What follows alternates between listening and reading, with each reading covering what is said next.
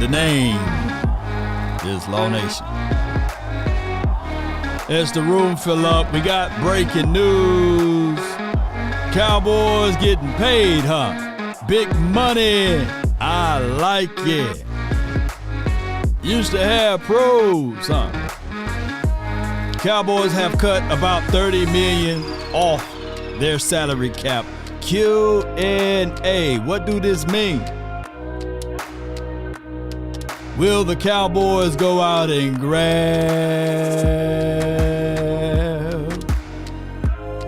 someone? Huh? Or will they sign their own? Ain't no problem with it, right? We love our guys, huh? Come on. Mama said there'll be days just like this. Come on. Yo.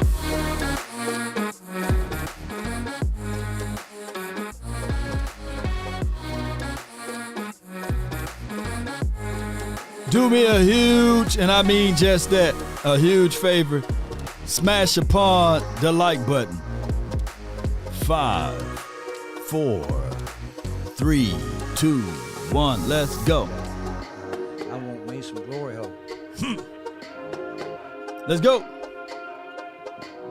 How you feeling? Bring it. Right here.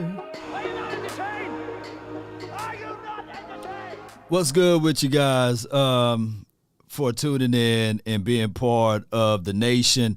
So give or take, we're about, $20 million now with the grace that we got enough money to maneuver around since the Cowboys made some of these moves. And then on top of that, when you look at the money that they will also do with Michael Gallup, that frees up another $7 million.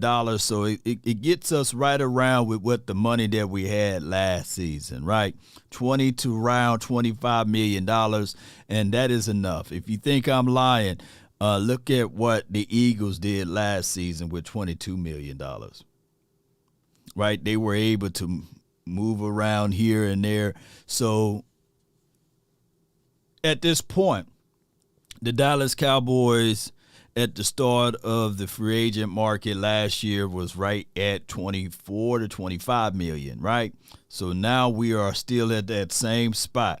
What do? We do know for sure that the franchise tag money already hit, right? So we do know that we are right at 21 to 22 million dollars according to SpotRack.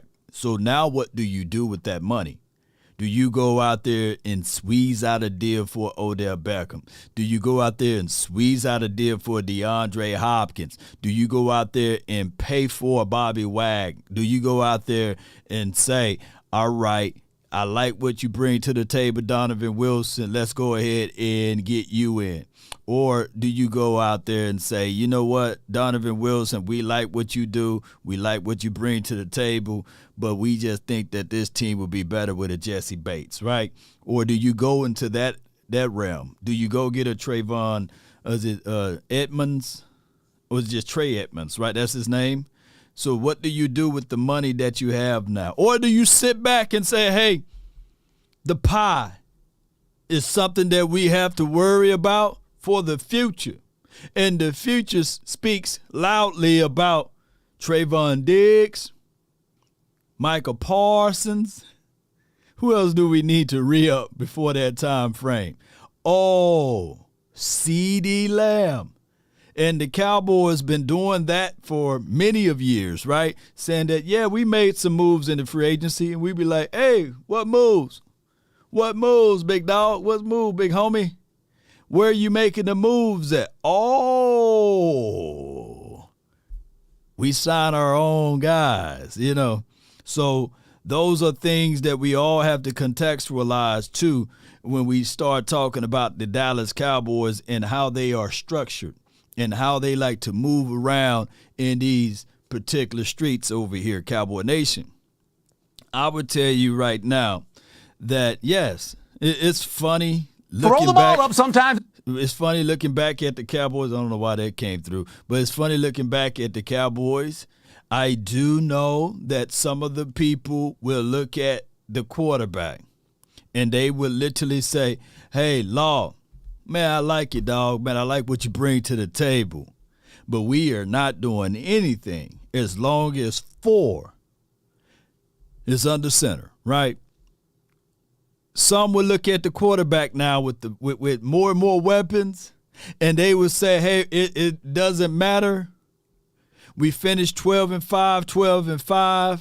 We had a loaded team every year. That's what a lot of people like to say, right? Every year, our team is the most loaded team in the National Football League, according to most. Jordan Power, appreciate you. Shout out to you, Mo. Appreciate you. He will be nice here in the silver and blue. Yes. He will be nice. I want to tell y'all this, too, though. When we talk about the people and the places and the things that we have on this team, I also read that someone was saying that, hey, Law, can you get rid of Ezekiel Elliott? I'll be happy. You know what I'm saying? Let's save more and more money, right? Nevertheless, what I said is what I said. The Dallas Cowboys have enough cap space now to go out there and get what they want. They can get a legitimate defensive back to help out this team. On top of that, they got a situation in a scenario that they can get a legitimate linebacker if they want to go those routes or what have you, and they can put more and more weapons around Dak Prescott. I told you guys it would be better for the Cowboys to just go ahead and put more weapons around him versus complaining about what happened to them. And I get it. A lot of people will look at this team and say, hey, 12-5, I don't like it. And it doesn't matter how much I bang on the table and I give you guys the solution of 12-5. Were we better than 5 years ago? Were we better than 10 years ago, right? And the answer to that quick question, yes. And on top of that, even with Mike McCarthy, the 12-5, we haven't done that since the 90s. And some people will still be angry and upset. They will be, regardless of how you point out the truths, right? Shout out to you, Jay Lombardi. Appreciate you so much for tuning in. Thank you. Shout out to y'all, man. Gregory, appreciate you so much for being part of this. And on top of that, let's go. Shout out to, we got Sean D. He says, there are fickle fans who think that they sit to piss. Yeah, you know what I'm saying? Yeah. Look, Jeff Michaels got it all under wraps right here. The salary cap was a joke. It hurts the game. It hurts good teams. And look, let me expound on what Jeff is saying. The reason why the salary cap is a complete joke because it focused the attention and the concentration back to the players and not the owners. It's an escape hatch for them, right? So now people are looking at it like, hey, this dude not worth. Hey, this dude can't do this. This dude can't do that according to the salary cap. While the owners, the people that run the organization, they are not making the same amount of money that they made the previous year or the previous year before that. They are making more and more money. Every year they make more money. Every year they get a big check that's even more. And they got this thing called what we all say, ladies and gentlemen, revenue sharing. That is the best business model that I can even think of. It is equivalent every year I go down this road. Every year. It's equivalent to Burger King, McDonald's, Chick-fil-A. They all sharing the wealth amongst themselves, right? You know, like they don't really have to work. The revenue is being split. And whoever had the best burger of the year, shout out, kudos and credits to them. But it don't change the pocketbook You can walk around and say, yeah, I got the best burger out of the year. But at the end of the day, they all splitting the revenue. And to me personally, it takes away the absolute desire to win it all. It do. Outside of macho talk.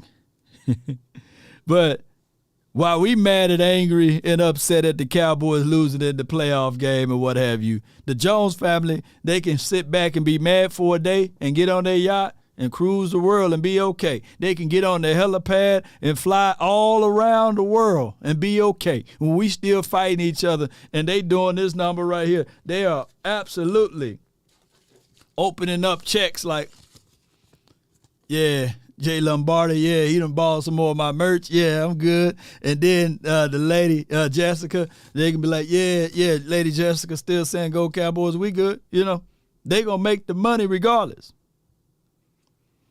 The Beast Mode says the salary cap era destroyed the rivalries. It did. It tainted it all.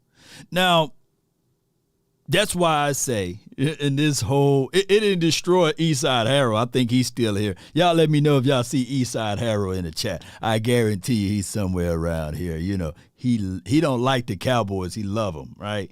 And I think he got some silver and blue in his body because he's always here, you know. But it did. That's why I always say that I wouldn't mind the Cowboys moving off and on from the NFC East. Look, we are way in the West, and we play in the NFC East. I can't make this stuff up. One person at a time. Shout out to you, Mo. Appreciate you. All right, so with that being said, what I like to do, since it's Friday, I do love to keep the engagements up. I appreciate you guys so much. We're going to open up the phone lines a little earlier here, but the breaking news, Cowboys got money now. We can go out and sign a few people. Just for kicks, I posted this on my Instagram and through some other circles here, and it's about the quarterback. I always like to do this. I like to pick at some of the people, man, to make them mad. I'm gonna make them mad a little bit. And it states here that Dak Prescott in his 7 seasons, right? Look, as we all can see, 24,000 yards, 100, and is that 66 touchdowns, 65 INTs, and then just below that, you have Drew Brees with 134, 99 INTs, Big Ben, Roethlisberger 144 with 86, and then you have the great, the legend, the GOAT, right? They got 7 rings with 197 touchdowns and 86 interceptions. I'm not saying that Dak Prescott is better than those boys. I get the argument all the time of, hey, that's different eras. But let me know in the chat how many of those guys were coached under Jason Garrett, by the way. You know, I just need to know. I want to know, you know, the kind of caliber of coaches that they had juxtaposed to what Dak Prescott. Now, granted, don't things look a little bit better since we had Mike McCarthy? If you remove the pandemic year, the 2020 season, you know, I just wanted to open up that can of worms just to get people angry about the facts. I love it, man. I love it. And I'm not comparing those boys to Dak Prescott, by the way. But we're going to open up the phone lines a little early for everyone. Appreciate y'all so much. One love to y'all. Come on. Yeah. Come on. The phone number is 657-390-7391. Breaking news. We got money. Entertain me on who the Cowboys should go out there and grab and who the Cowboys should get with the money now that we got, right? And I know I'm going to hear people say, hey, it's going to be more of the same, Law. You know, it's going to be more of the same. The number is 657-390-7391. Let's go. Happy Friday to you all. Come on. Don't forget to smash upon the like button. Yes, indeed. There is one other participant in the conference. Please announce yourself. Let's go.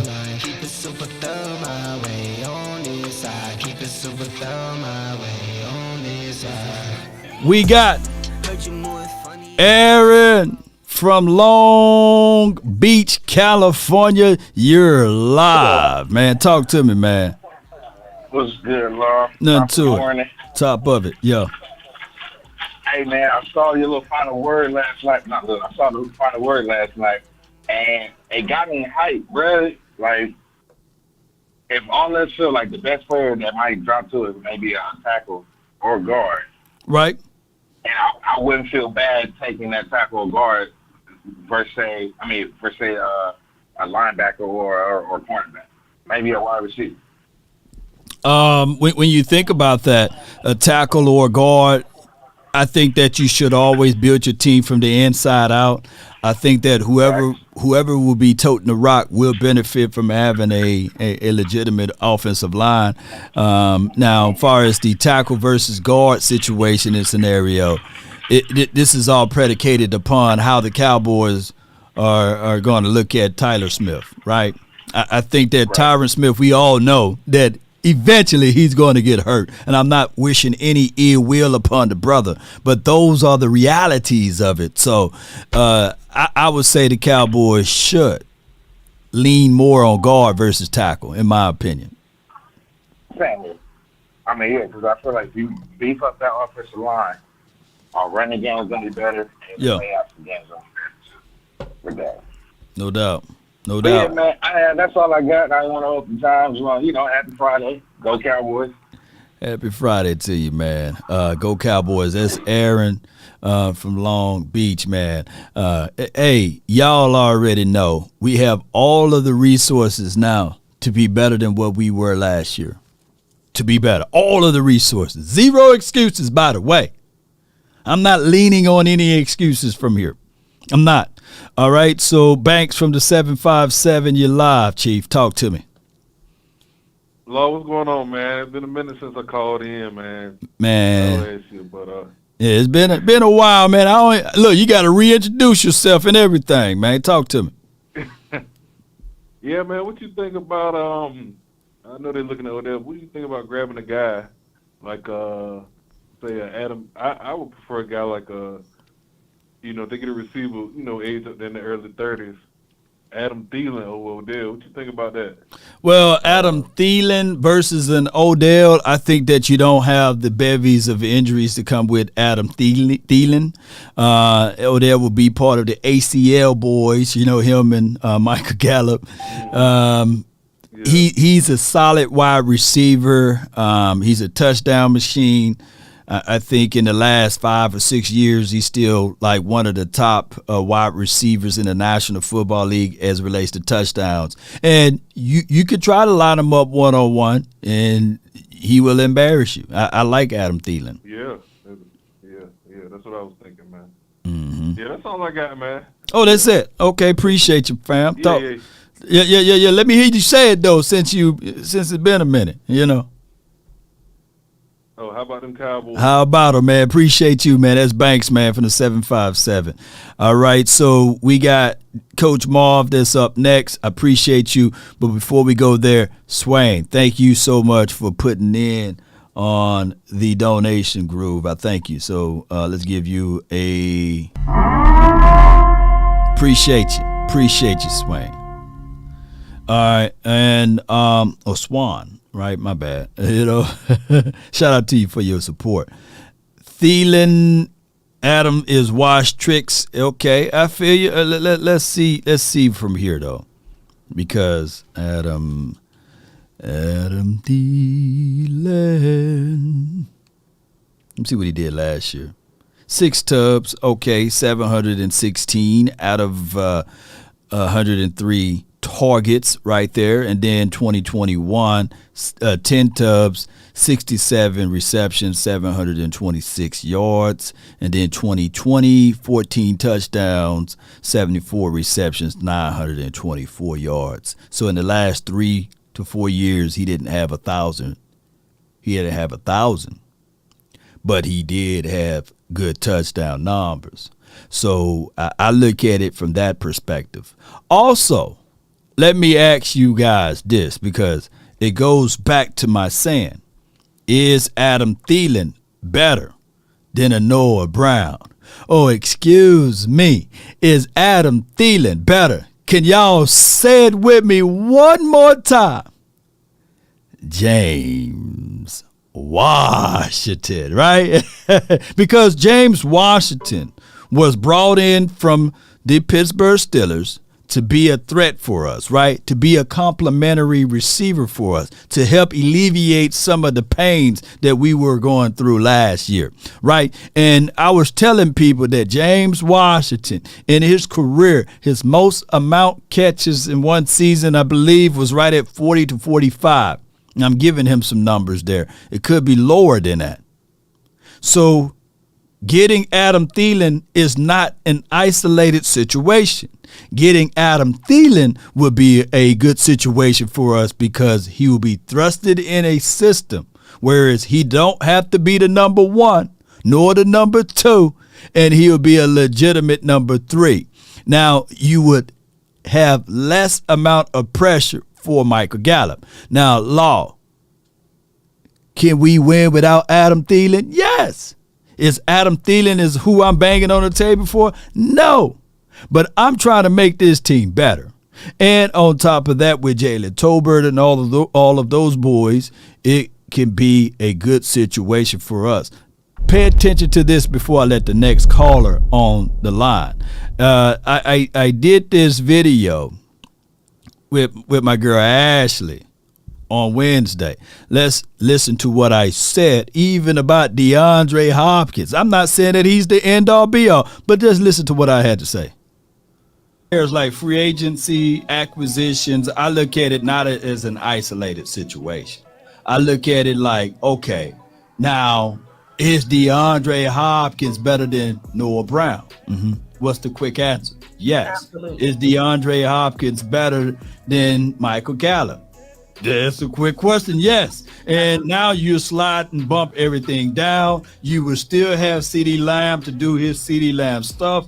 And DeAndre Hopkins would not be the number 2 wide receiver, but he will be the 1B, right? And correct. Now the pressure from Michael Gallup won't be that immense, right? And now you can slowly integrate Jalen Tolbert into this situation, and then you can do some trickeries with Kavontae Turpin, and maybe you can get a foot in for Simi Fehoko, so you won't have to rush those boys to do things. So now that you guys see my philosophy as it relates to the free agency pieces, though, now you guys can see that. All right, now the draft situation is always the unknown. Of course, we have high hopes. There's not a person that was in the chat after the draft that would have been able to talk to them negatively about Jalen Tolbert, because everybody had high hopes on Jalen Tolbert. I digress. Of course, Adam Thielen is better. I love it. I love it. All right, we got another person on the line for your mind. Appreciate you so much. Coach Mar from the 803. You're live. What's going on, Law? Not much, Chief. Talk to me, man. I just heard what your statement was. You know, I don't even think people should have a problem with Jalen Tolbert. Since Kellen Moore has been here, since Kellen Moore was here, what rookie has he developed or gave a chance to use him? It took him 4 years to learn how to use Tony Pollard, and he still ain't using to the full extent. So we might be killing Jalen Tolbert for a coach's malpractice suit. So that's what, you know, I mean, that's the evidence.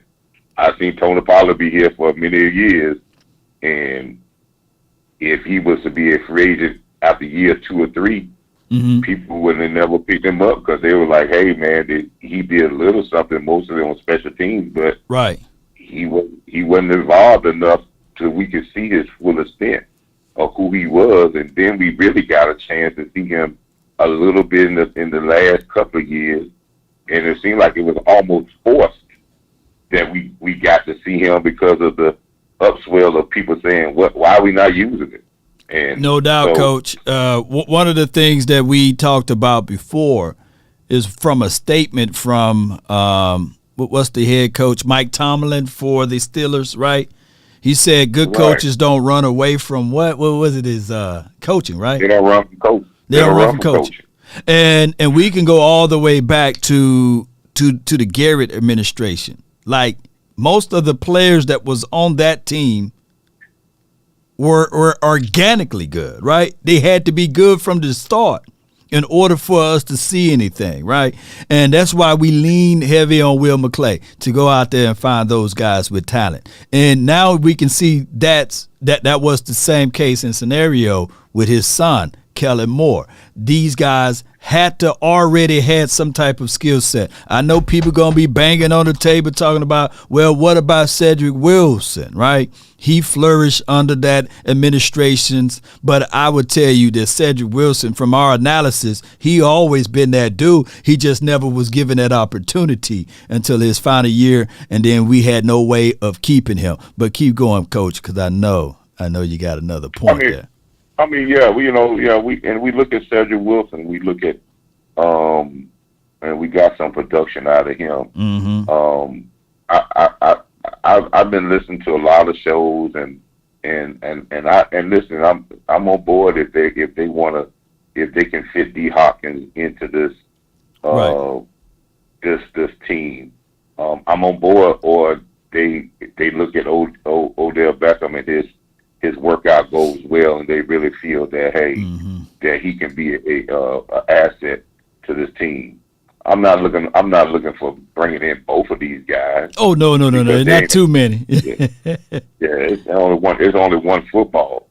Yeah. But I do understand this, and I'm with Mike McCarthy on this. Mike McCarthy understands that in some of his philosophies in his offense, he feels that the pressure that was added on CeeDee Lamb may have not just come because there was not another wide receiver on the other end. Right. It may have come because of the utilization of the other talent was not utilized, and it put added stress on CeeDee Lamb to make plays.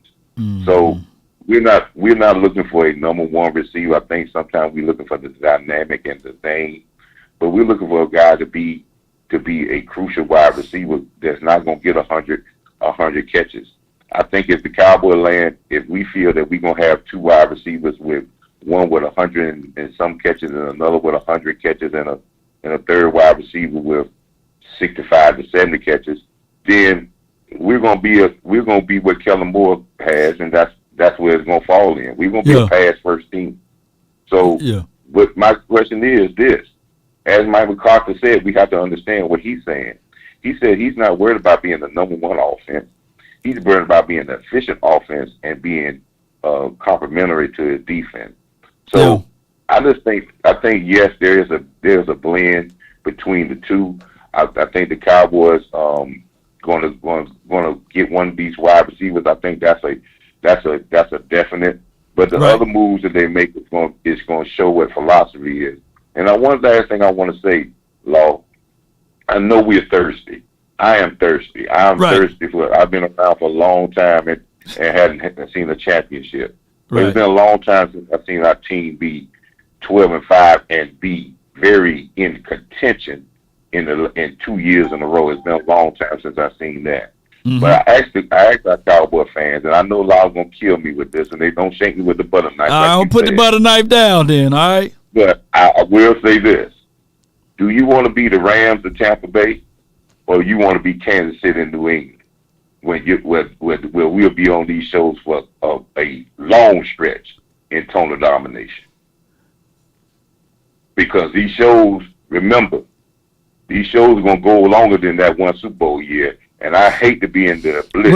Well, let me say this, though. Let me say this, though, Coach. It's a twofold conversation when you say that, because on the other end of that coin, you got to be willing to get rid of some of your guys, because I know that you got to go chase and get some, but you got to be also willing to get rid of. And if it was the Cowboys, we do both of those things at a slow rate, meaning that it takes us forever to chase some players, right?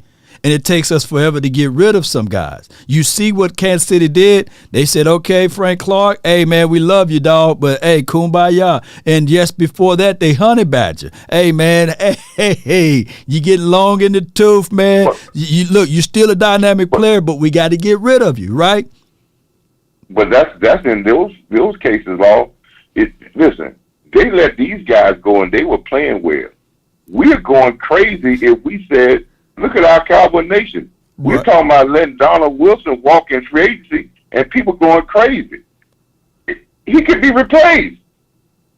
True that. He can't be replaced. If we said we're gonna let a player that may have started for us and did okay because of, we'll go crazy about it. We can't do both. We can't keep the guys that we maybe splashed and then bring new guys, and we can't do both. It's only 53 guys on the roster. That is a valuable rebuttal to that. But my only rebuttal to that rebuttal would be this, Coach Marv. I don't mind moving on from a player, but I want us to get something back in return sometimes too, right? So, for example, yes, getting rid of trimming some of the fat from Kansas City land, they did that. But when it was time to trade or move on from Tyreek Hill, they didn't go fist to cuff. They didn't talk negative about him. They didn't talk about him being late for practice and meetings and things like that. But what they said, all right, cool. We know that you want this price point for money. We can't afford that, but we will shop and get rid of you and get something back in return. So even in that, they are already planning for the future for 2024 and 2025 from the picks that they're going to get from Tyreek Hill. We just don't have that foresight over here in Cowboys land, unfortunately. Yeah, and we may have to make a move like that. But that's going to be a tough move because we our fans love our. But I want to give the Joneses one credit, man. I'm gonna let you go. And I know you got five, but I want to give the Joneses credit for one thing, and this is one thing. It's hard, and I'm not an opponent of the Joneses. I'm not defending them. Right. But for this team to be at the point that they're at. With 2 12-5 seasons and only lose that game in the playoffs by 13 combined points. For this team to be where they're at, and they didn't do it in free agency, there's not a lot of teams in the NFL that say they did that. Not a lot. Yeah, you're right. That's not a lot. We're not that far off, Coach. I feel with what you're saying. But there's not a lot of teams. There's a lot of teams that got that for it. And nor were the Rams. I appreciate you, Coach Marv. Thank you so much. That's a good call from Coach. All right, Law. Appreciate it. Yeah, it's a good call from him. All right, so yes, I see his sentiments on that. You know, I feel exactly what he's saying about, hey, we can't have it both ways, right? And I think collectively, Cowboy Nation, I truly believe that you guys are not saying this right here, that the Cowboys should go out there and spend all of the money. I think that collectively you guys are saying that the Cowboys should at least get 1 or 2 players, not 4 or 5, right? 1 or 2. So I think that their philosophy is building through the draft. And there are cons and pros. Cons and pros to everything. The pros of building through the draft is cheaper. The cons to that, you got to have coaching to elevate those players, and it's going to take time. That there will be players that go through growing pains. Law, do you have any truth to that? Year 1, Scary was a Terry guy for our guy, Trayvon Diggs. He burnt them up like toast, right? Growing pains.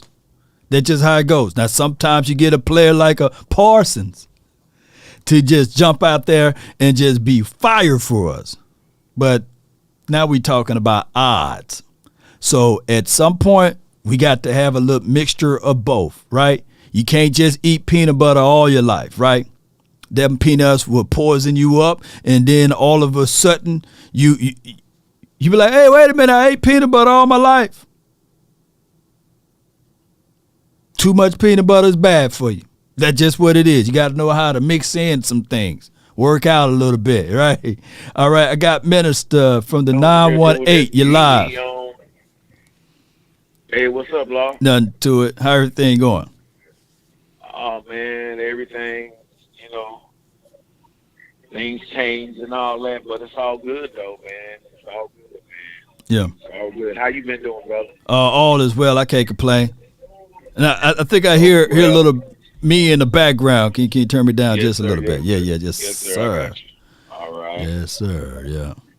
But, man, you know what? You were talking about the Cowboys, man. I would love to see the Cowboys do a lot of different things, but what I would love to see them do is I think they should go ahead. If they're going to talk about swinging for the fences, I think they need to go on ahead and try to get D-Hop. Okay. I think OBJ is somebody that we could get, but I wouldn't want to pay him top dollar till he proves to me that he can stay healthy. But I wouldn't mind giving him like 10 to give him a signing bonus, try to get both of them because of that run and shoot. Getting both of them, and then you having Gallup, and then move Gallup into that flank. Well, we used to call it the flanker. Y'all call it flank, flag route. Yeah. Put him in that flanker position, and that 3 or 4, where he really isn't. You know what I'm saying? He's going to beat most of those guys. He will. Then you put D-Hop on the other side. You got 2 number ones.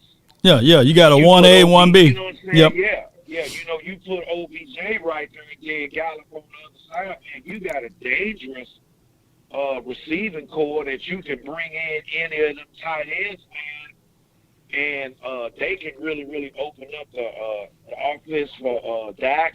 I would love to see them go get that big boy in the middle from Tampa because somebody's going to be free. We still got to have somebody to dominate that middle. I mean, dude from Raiders, he did pretty good, but to me, I would like to see somebody more powerful, somebody that can push the middle a lot more, get up in there and disrupt that run. I don't think he's capable of doing that, so I would love to see them do that. And then when you said about the offensive line, I would love to see them get another offensive guard, somebody that can come in. Because I think Zeke, I think they should keep him. He's the best blocker we got, blocker as far as receiver. I mean, as far as running back, halfback, yes. Yeah, I would love to see them keep him, reconstruct his contract. Because if you let him go, then you're going to lose your best blocking running back for a Dak. Now the whole conversation with that Minister is this right here. Yes, I would love for the Cowboys to restructure Ezekiel Elliott's contract, save some money, and then you can go out there and get somebody else or what have you on the defensive side, etc. But the point is now we got money. We got the money now. There's no excuses. We got $23 million. So what else we need money now for? So the Cowboys trying to touch anybody contract now, they don't really have to. They got $23 million. They can finesse that. They can work that out. I do know by 8 to 10 million of that goes to the draft pool, but you still got enough money to work out some contracts, and you don't have to go overboard. All we asking for the Cowboys to do is 1 or 2 moves right now. And you got enough money for that. And I think even that guy from because you mentioned him, I can't call his name, but he's a cornerback for the Saints. Oh, my God. Marshawn Lattimore. They may let him go. Lattimore, that's right. You mentioned him a few weeks ago. Mm-hmm. So I would love to see them, man, do at least 3 of those, man. Defensive line, offensive line, get us a receiver, man, and then try to get us a veteran corner over there to compensate the Diggs. I think that'll be great, man. And then if they can squeeze in there somewhere, pick up a safety somewhere, man, we'll be lights out right there. No doubt. They're gonna do a decent job of drafting. They might screw up on a lot of other stuff, but they drafted though. They gonna here. I just want to see them do a little more. Here's my one point on this. As they say, it's all about quality versus quantity. if we got 9 draft picks, ain't no way all 9 of those boys are gonna figure out a way to get on the starting team. Absolutely. Yeah, no, ain't no way. So move up, maneuver, go get you a guy and package some of these picks together and go get your guy. I appreciate you so much, Minister. Thank you for calling in. Hey man, I love your show. I love your show and all that, man. And I love what you do, brother. I watch every day. I don't call you every day because we've had situation change, so I haven't been able to call you and get in. But I've been listening to your show every day and liking you and all that or whatever. So I appreciate you it. ain't Man. heard from me, but trust me, I'm there. And, you know, things are getting better. First lady getting better. Yeah. She's up and moving around, and now I'm back at work. So. You know, you know, we trying to get ourselves together. We still got a few people sick here. Daddy's sick. And, you know what I'm saying? My mom like I said, my mom had stroke, but she's doing really well. But, you know, we still up and moving around and everything. But, look, you know, my wife has helped me, though. No doubt, man. Look at God. You. Look at God. I appreciate you. We thank the nation and thank everybody that prayed for my wife and me. And all I got to say is one more thing. Let's go. Let's go. Let's go. Yes, indeed. Now is the time. Now is the time. That's Minister Simmons. He won the Michael Parsons jersey. We mailed it off to him. Shout out to him. And I think it was like it had to be more than 4 weeks ago, 2 months ago, you know, the whole situation with First Lady and everything. Look at prayer, right? So let me get some blue hearts in the chat. Please put some blue hearts in the chat and let's go. We got another caller that's been waiting here from the 909. What's on your mind? What's up with you, your boy West Coast, man? What's good, my man? Tuesday night though. What's up with you, my guy? All is well, man. Let me save your name in here. It got your first lady name in here. Let me reset it. You know what I'm saying? Well, what you got for the show, Wes?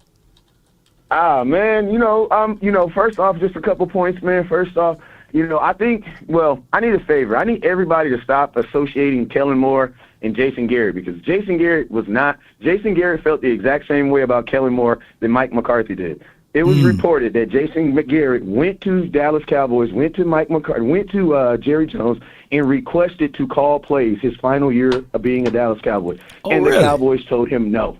Ooh, so they took the gun away from him in the bullets. we got to listen. Kellen Moore is from the Scott Linehan tree. Jason Garrett didn't even know him. You know what I'm saying? Scott Linehan brought him from Detroit. Jason Garrett had no clue who he was.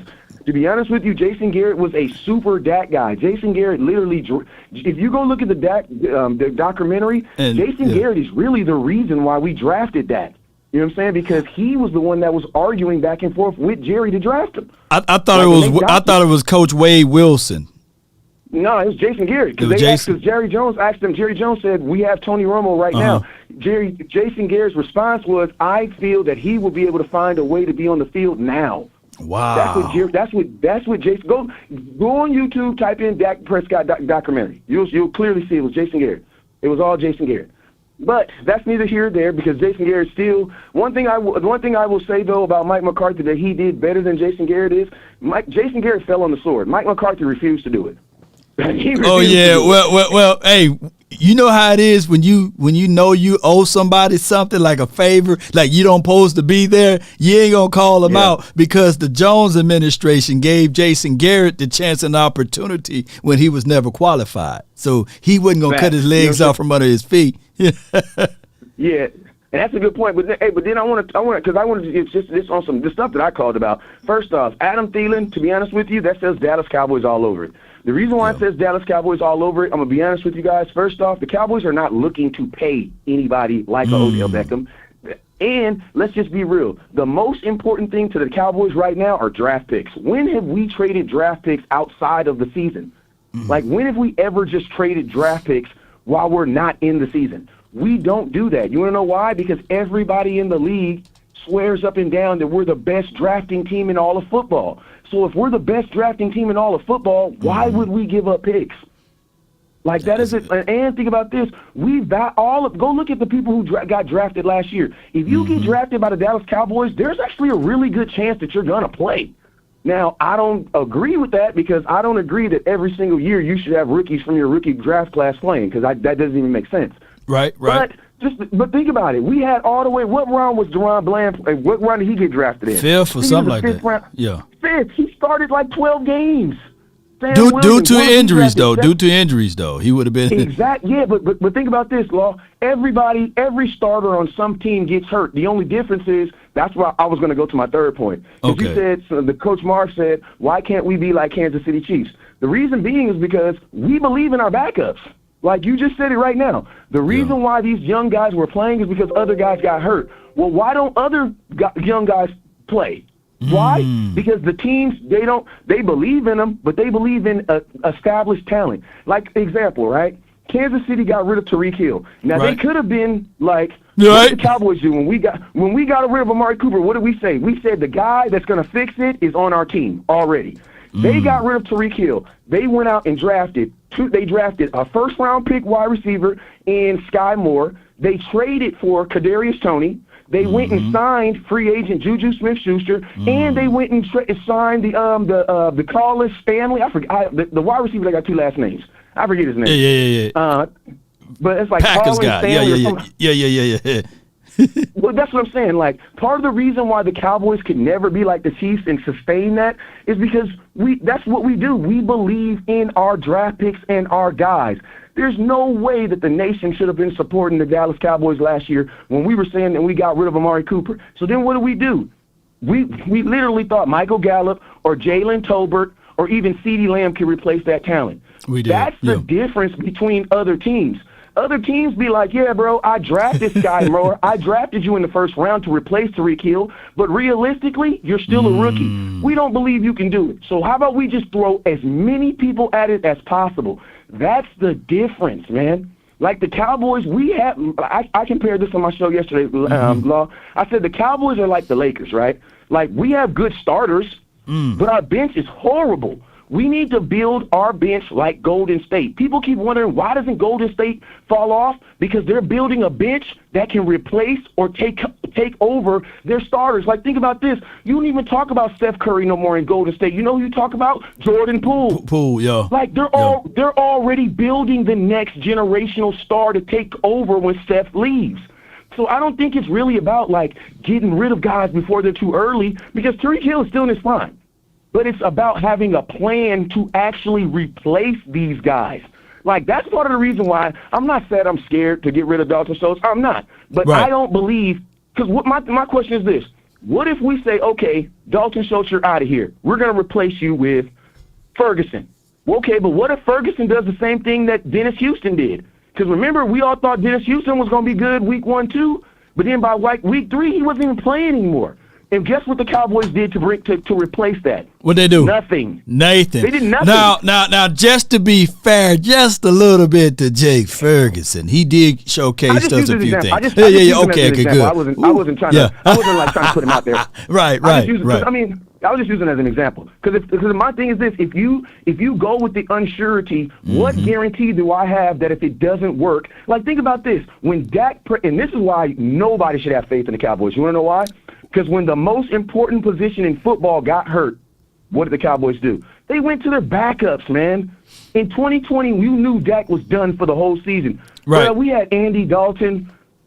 We had an undrafted quarterback play and a 6th-round quarterback play for us because they refused to go in free agency. Kansas City would have never did that, bro.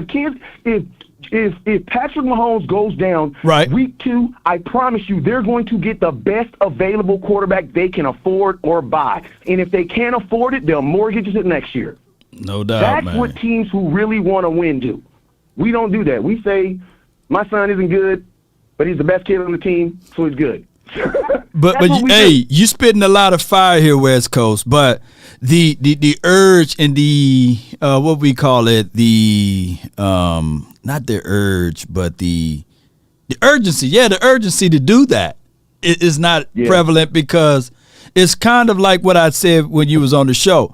It's kind of like if you start your own business, your son, right, is in second in control, and he got the spot. He's not going to be worried that you're going to fire him, right? Juxtaposed if I had one of mine's over there and she might mess up, but then you might say, well, that's my blood, you know. So there's no fire for Stephen Jones, right? That's why they can say, yes, we're one click away from this. We one click away from that, because there's no sense of urgency on their end, and we can feel it, because all we're going to do, we're going to fight for this team. We're going to sound delusional, but we're going to fight for this team, because that's all we got. All we got is hope, optimism, and our emotions. That's all we got. We don't got nothing else. Facts. But hey, I'm 100% in support of the Allen Thielen. You know, I think, to be honest with you, like as a realistic Cowboy fan, I think the Cowboy Nation, it's easier for us to get Thielen than it would be to get DeAndre Hopkins. Also, just, you know, it's going to be a lot of money. The Arizona Cardinals going to have to eat a lot of money to get rid of Hopkins right now. So realistically, it makes more sense. If I'm the Cowboys, realistically, I'm going to try to see if they release him, because I think there's a really good chance that he gets released, because there's no way that the Arizona Cardinals are telling Hopkins that he can go seek a trade while they have like a $28 million dead cap on his salary. There's no way they're going to pay him that, and they're already telling him that he can go look for a trade. So if I'm the Cowboys, I don't know if I'm going to trade. I want Hopkins. Don't get me wrong. I do want him, but not before the draft. I'm not giving up my first-round pick before the draft. Before the draft. Probably even get. Let me ask you this. Let me ask you this, though. Give me, before I let you go, give me 3 moves that can change this team via free agency. 3 moves. It could be offense, defense, what have you. Go ahead. My first move, I would upgrade my guard position. Okay. The reason why I upgrade my guard position is because I believe if you upgrade your guard position, then, you know, you would probably be able to, your center would get better. This isn't even a free agent move, but this is just a move I would make. I can tell you one move that I would make to fix the whole entire team, and I'll just sum it up in this. My starting offensive line would be Tyron Smith at left tackle. My left guard would be Tyler Smith. My center would be Tyler Baez. My guard would be Zach Martin. And then I'm going to re-sign Jason Peters until Terrence Steele comes back. Once Terrence Steele comes back, Terrence Steele is my right guard, my right tackle. My question to the nation is, name me a better offensive line than left tackle Tyron Smith. Oh my God, it's too many. Too many Tylers. but Law, anybody in the comment box, name me an offensive line that is better than Tyron Smith at left tackle, Tyler Smith at guard, Tyler Baez at center, guard Zach Martin, Terrence Steele, tackle. Name me a better offensive line. I don't think there is one in football, man. Let me ask you this, though. So that means that with the 26th pick, the Dallas Cowboys select guard, whatever right? They want it. Tackle. No, honestly. Tackle guard. Honestly, if you move Tyler Smith to guard and Tyron Smith, who is currently healthy, to tackle, Law, I'll let you make the pick. Because you can pick whoever you want to pick now. Yeah, I see what you said. Because think about this. The goal, this is the last thing I'm going to say to the nation. The goal of the draft is to go into the draft not needing anything. If you go into the draft needing something, you did not take care of your business in free agency. Free agency is designed to fix your team. You're supposed to use free agency to fix the reason why you didn't win a Super Bowl last year. The draft is designed to replace players that either you lost in free agency or they retired. Because like you said earlier, Law, the draft, you got to give people time to grow. Somebody told me, West Coast, all the players that you like on the Cowboys are all players we drafted. I'm like, yeah, but I'm not talking about year 1, though. I'm talking about Dak in year 7. I'm talking about Michael Parsons in year 3. We're talking about, like you just said, Diggs had to grow. Nobody liked Diggs year 1. No. Let's just be real. A lot of folks were saying he was a wash year 1. A bust. So that's why I'm saying, like, but hey, man, I can't wait to see you on Tuesday. I'm going to say some of this because we be cooking on Tuesday, bro. I'm no doubt, man. Some of this. Appreciate you, bro. Thank you, man. Hey, Law, you the best in the game, man. I appreciate you, man. I thank you so much, man. Hey, that West Coast, man. Never look down because the star is up, man. Y'all be sure to check him out. Follow his content. Follow all what he brings to the nation. The dude speak with nothing but passion, and you guys can hear it in his voice, all what he said. When we talk about these things, Cowboy Nation, that was a great call. Let me let me blow some of that fire out. The call was brought to you by Mint Mobile, by the way. Shout out to Mint Mobile, your best connection with any phone need. Click the link in the description box, man. We gonna save some money for you, and just use the promo code LAW. It's in the description box, so check that out, Mint Mobile. But I would tell you guys, he is right when you're talking about going into the draft.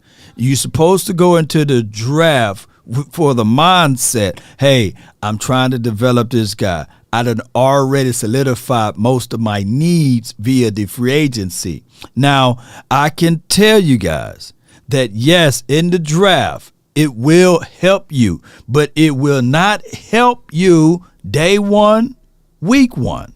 Now, granted, there were or are some players that you can draft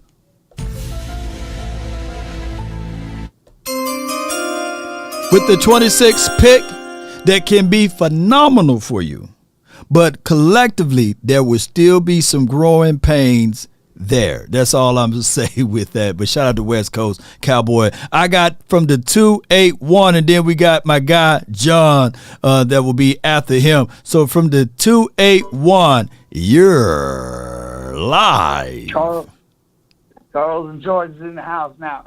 Yes, indeed. All right, to the caller before me, the better starting at 5 because Tyron Smith will not last 16 games, 17 games, and if he tries to play full season, good chance he's going to injure himself for the season. Right, right. Starting 5 is keep Tyler at left tackle because as a rookie, he was a monster. In year 2, he's going to be even better.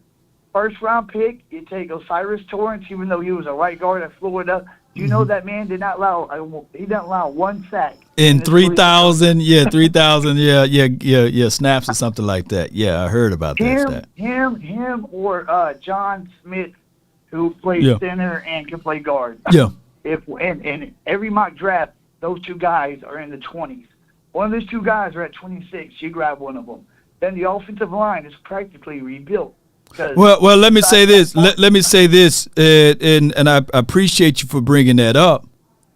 Are you really thinking that if the offseason kick off, that Tyron Smith won't make the team at starting position? He'll be better served as our swing tackle. That I do agree, but we speaking from the Cowboys' perspectives, though. Cowboys' perspective, Charles, will state that Tyron Smith, he gonna win that job out unless he's injured. Yeah, exactly. But whenever he gets injured, that's going to happen. That is going to happen. Then we got to shuffle the board. Yeah. So instead of shuffling the board, keep Tyler at left tackle, and then draft our left guard, and then our oldest lineman is Terrence Steele at 25, and Bedas at 25, and then Zach Martin is the elder. He's probably, he's had a clean career, so he's probably got a good 4 seasons left in him. And as for 2020, the reason why we didn't go out and even after Dalton got hurt is because the entire offensive line was hurt. Tyron Smith out for the year, Collins out for the year, Zach Martin out for the year. Yeah, it was terrible. Yeah. So the defense is horrible. So why would we go out and sell the farm for a quarterback in 2020? The season was lost. We knew we'd get a high pick in the next draft. So, that was what it was. But just say 3 moves to get over the hump. Round 1, draft your future left guard. Get a big-time receiver. He ain't got to be a DeAndre Hopkins level. Like I said, I like Brandon Cooks.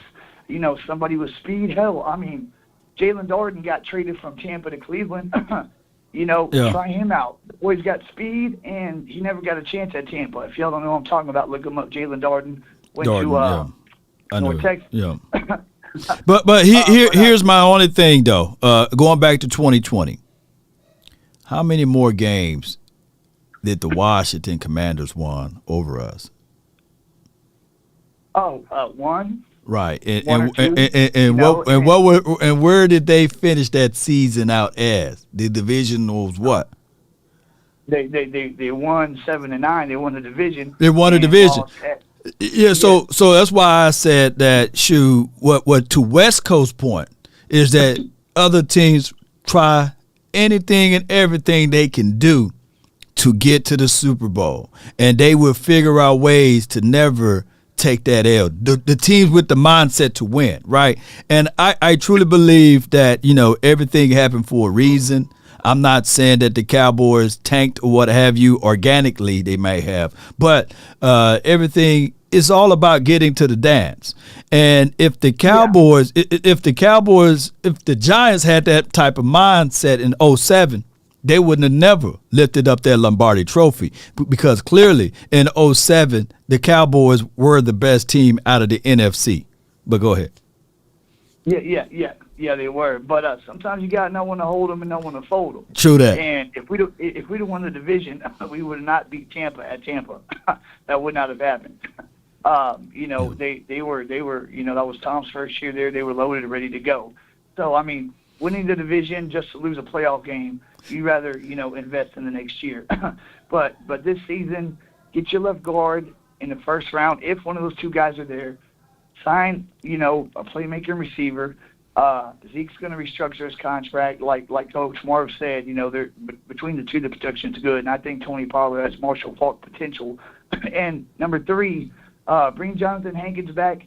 The draft is full of defensive tackles. Full. I mean, you could get a third in the second round. That one cat you're talking about that's got a hard name to pronounce. He might be there in the second round. Get him, but just get a solid corner number 2. Solid corner. I mean, Shaquille Griffin just got released. He's a free agent. Bradbury. And the great thing about it is we could spend some money, and we won't have to suffer like Tampa or the Rams because we draft so well and we're so young. No doubt. We can go out and get 2 big guys. And we were and just like Marv said, and like I said yesterday, we were on the cusp last year with a draft and develop team. You know what I mean? So if we just, and I think Jerry knows that. So if we just bring in 1 or 2, big names, draft well, we will get over that hump because we were so close. If Pollard don't break that leg, we beat San Fran. I truly believe that. No doubt, Charles in charge, man.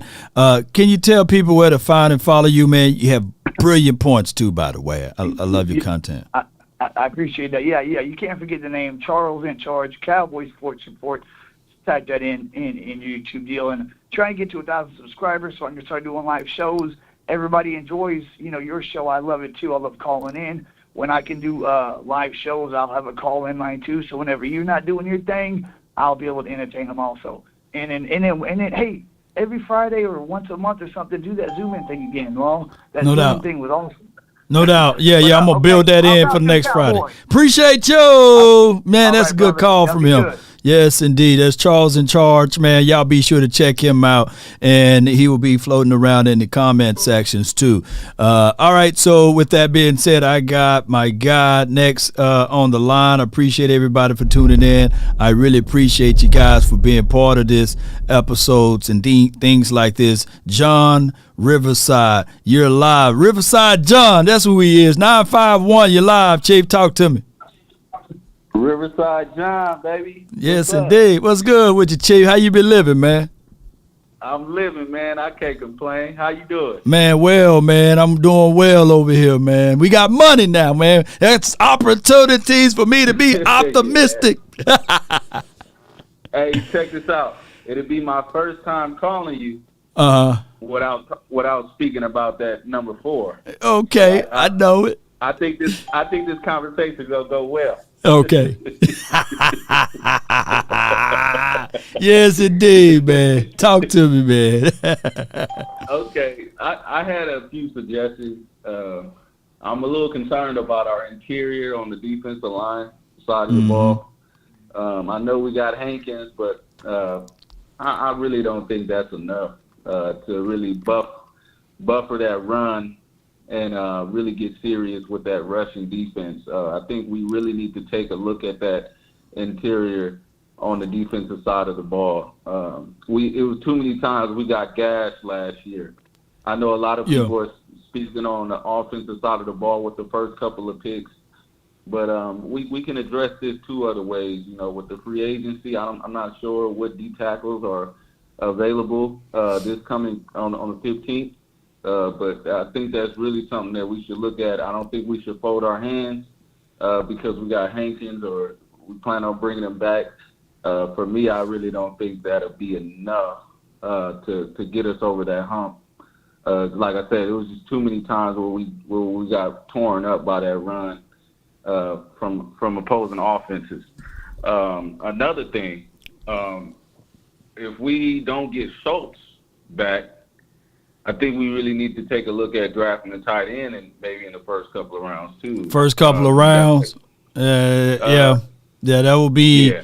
Look, I see where you're saying with that. I'm more of a team defensive guy. I think that will be kind of, in my opinion, overkill with a first-round tight end, unless it's Darnell Washington. I like what he brings to the table. Darnell Washington. Yeah. But I don't want us to overkill at that spot. Give us somebody on defense or somebody on that offensive front. But go ahead. Who are you looking at on defense? Who I'm looking at on defense? A stud DB.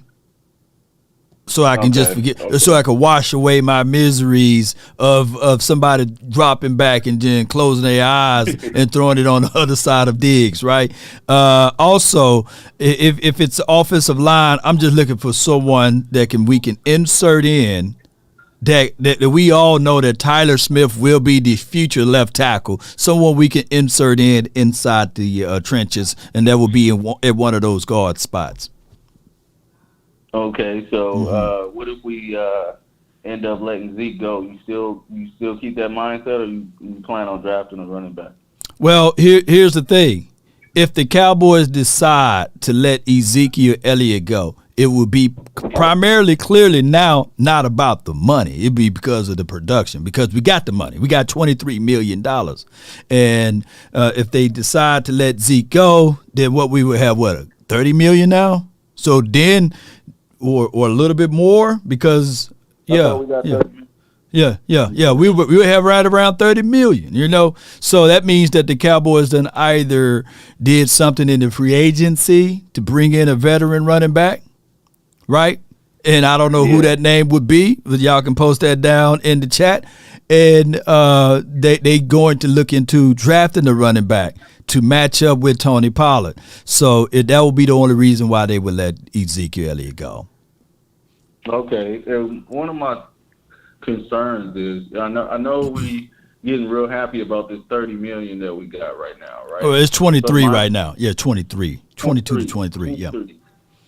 So that's nothing to sneeze at, right? That's something to be happy about. But my thing is this right here, Law, and my concerns might just be dry. I might not have to worry at all, but I'm concerned about the payouts that we have to do for Diggs and a couple of more guys that are coming up. So wouldn't that money shift to those contracts that we have to pay out? Technically, you're talking about like rollover minutes, like rollover caps, right? The money. Here's the craziest thing, though. We know that there's buttons on players' contract that you can always extend money, right? We know that. But the only thing would be here is in 2024, there's also going to be organic buttons because the salary cap naturally is going to grow.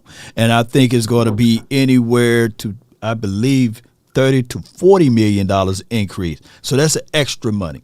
So if the Cowboys saying right now that they're trying to save $23 million for next year, then they hoodwinking a lot of people because we've seen if even like what the Saints just did.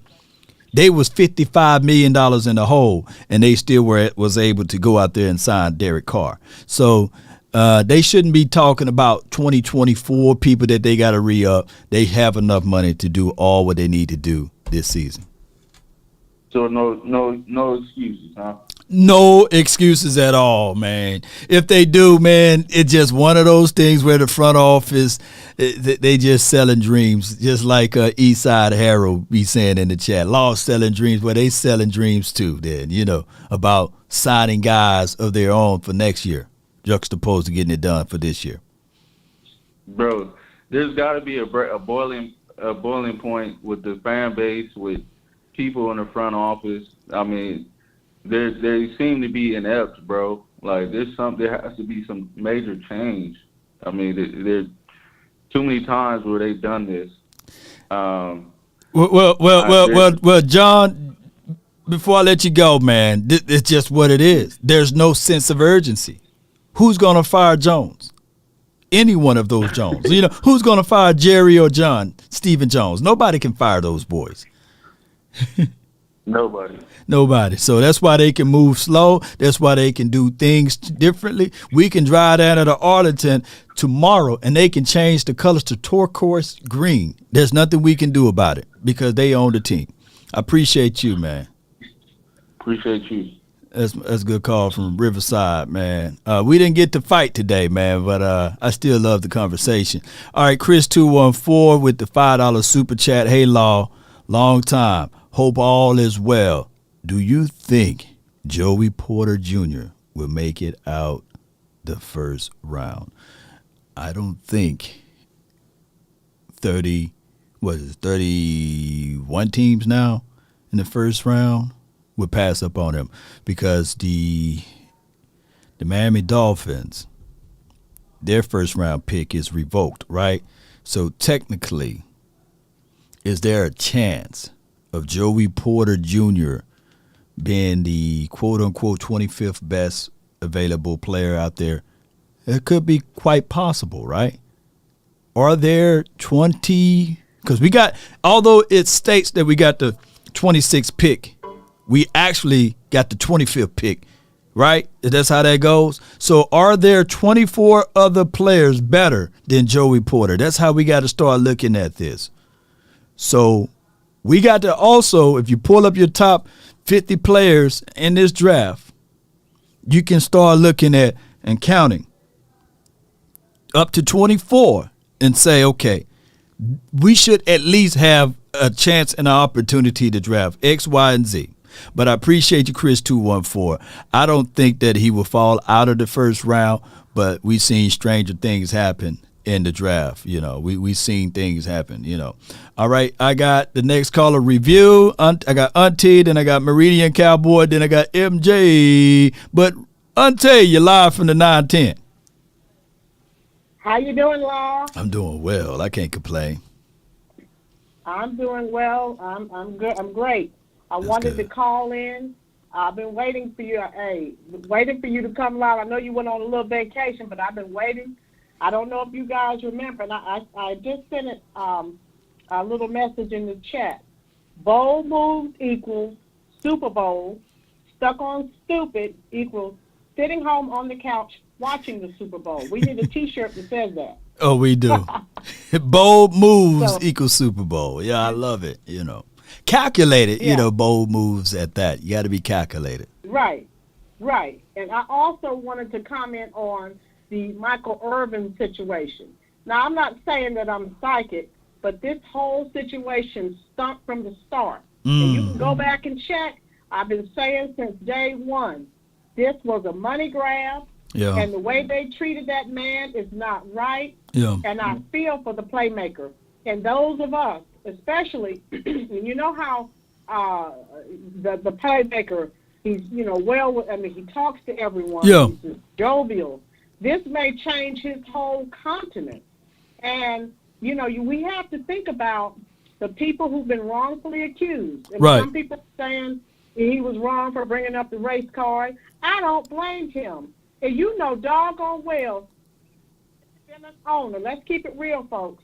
Okay. Had this been Jerry Jones or another owner, doggone well, let's be real, they would not have woke him up in the middle of the night and made him leave the hotel. Oh, yeah, that part of it. Yeah, the whole thing is situation stinks, and before it's over, and I've been saying from day one that something's not right with this case, and thank God he had witnesses. And before it's over with, I hope the playmaker owns the Marriott. And furthermore, I don't plan on staying at any Marriott. So I have my own little private boycott. Because that's not how you treat people. And let's not let the NFL Network and ESPN off the hook. Yeah. Get them, Auntie. Get them. Get them. Yeah. People. Yes, indeed. I feel every word that you uttering today about that whole playmaking situation, the playmaker situation.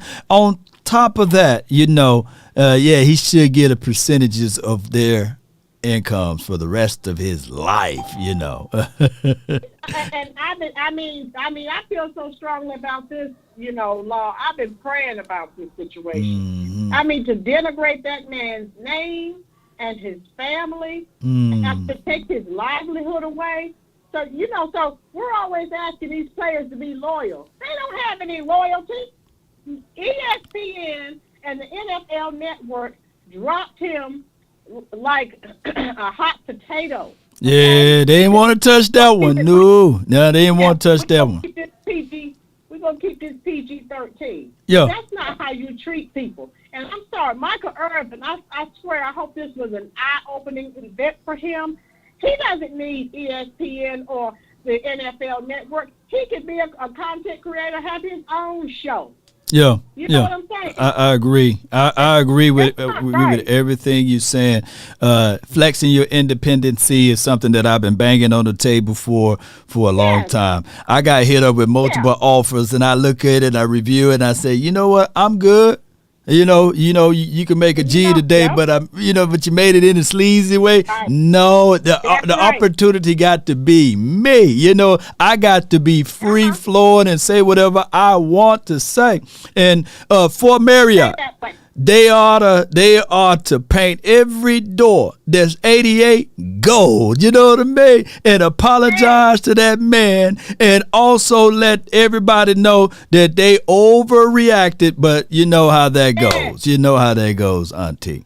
But you know, I wanted to warn you, and I'll probably warn Mark when I'm in his live tonight. You be careful. There's so many greedy people out here looking for a money grab. You are a content creator, nephew, and you could just, again, you know how you are with people, talking to people, being nice to people. You are a target as well. So be careful. Try to have someone there with you when you're talking to people. No doubt. None of us have Michael Irvin's long money, so he has someone like you. Someone may try to do you like that. Yes, indeed. I appreciate you so much, Auntie. I thank you for your words and especially your advice, you know. Yes, I don't know everything, but I know a little bit, guys. And be careful, guys. There's some sleazy, money-grabbing women out here who are trying to set you up and so they can get, 5 minutes of fame, or they're trying to get a quick buck. Yeah. Always have someone there. Those are my words of advice. And folks, please keep the playmaker and his family in your prayers, because I know I'm praying for them. No doubt. I appreciate you so much. Yeah. Let people know where they can find and follow your content too, so that Okay, you can find me on Roland's Reviews if you want. I can drop the link in the chat section. Law, I've been so upset about this. I've done a short on this. I've done a live chat on this Michael Irvin situation. I've just been upset about this the whole time. Yeah. So I hope, like I said, he's going to come out unscathed. He didn't do anything. Let's keep it real. You know doggone well, like I know, if they had anything on that man, honey, it would have been out the same day. The same day. No doubt. Now you tell me if an NFL owner's accused of something, they're gonna wake him up in the middle of the night. This is what I can't get out of my mind. Make the man leave the hotel. Yo, with his whitey tighties on. Yeah, that's just shame on them. But the truth takes its time, and the truth will reveal itself. And the playmaker, he will come out on top of this. I appreciate you so much, Auntie. Yes, sir. Thank you, nephew. Yes, indeed. That's my lady right there, Auntie Roland Reviews. Y'all check her out. And yes, for all what the playmaker had to go through with his name being stretched out across the globe in negative view, is sad. And on top of that, when I jump on Instagram and other social content platforms, you will see the story being talked about. Even in the likes of non-sports sports arena. So I know that's big news right there. And shout out to the Marriott, man.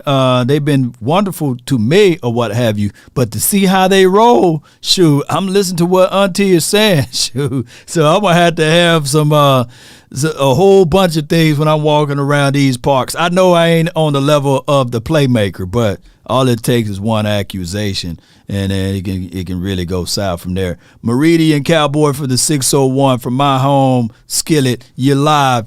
Talk to me. Hey, you see the area code law? You know yes, it's all indeed. love, bro. You know yes, it's all indeed. Love. Yes, indeed. I know what it is when I see that 601 in the house, man. Talk to me, man. What's on your heart? Hey, got a couple of little points I want to make, man. I know I got to start on Catboy, and I got to end with Catboy, man. You know he got to be going crazy right now because he's saying to himself, what do he got to do to convince us delusional Cowboy fans he just don't rock with free agents when it comes to high-end free agents? He done told us 3, 4, 5 times, you know, we don't believe the offseason. We don't believe the Super Bowl is won in the offseason and this and that. And you see Jerry kind of changing his stance up. So I think they wanted to rent OBJ. I think they wanted to get him for a $2 million maybe, man, make this quick $2 million for these last couple of games. Let's see if we can go on a playoff run. Right. And you see they already kind of moving off that stance. I heard earlier that they ain't going to send nobody to his workout in Arizona. So that kind of tells me they might be cooling off that. Catboy said he wanted to get some juice.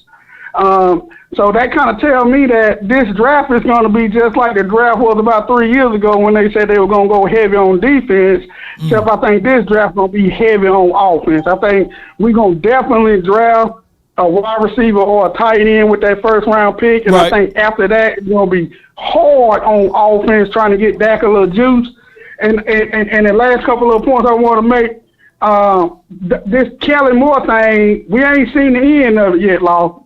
Kelly Moore had convinced Catboy that the system can be the star. You get what I'm saying? I remember hearing things like that, you know.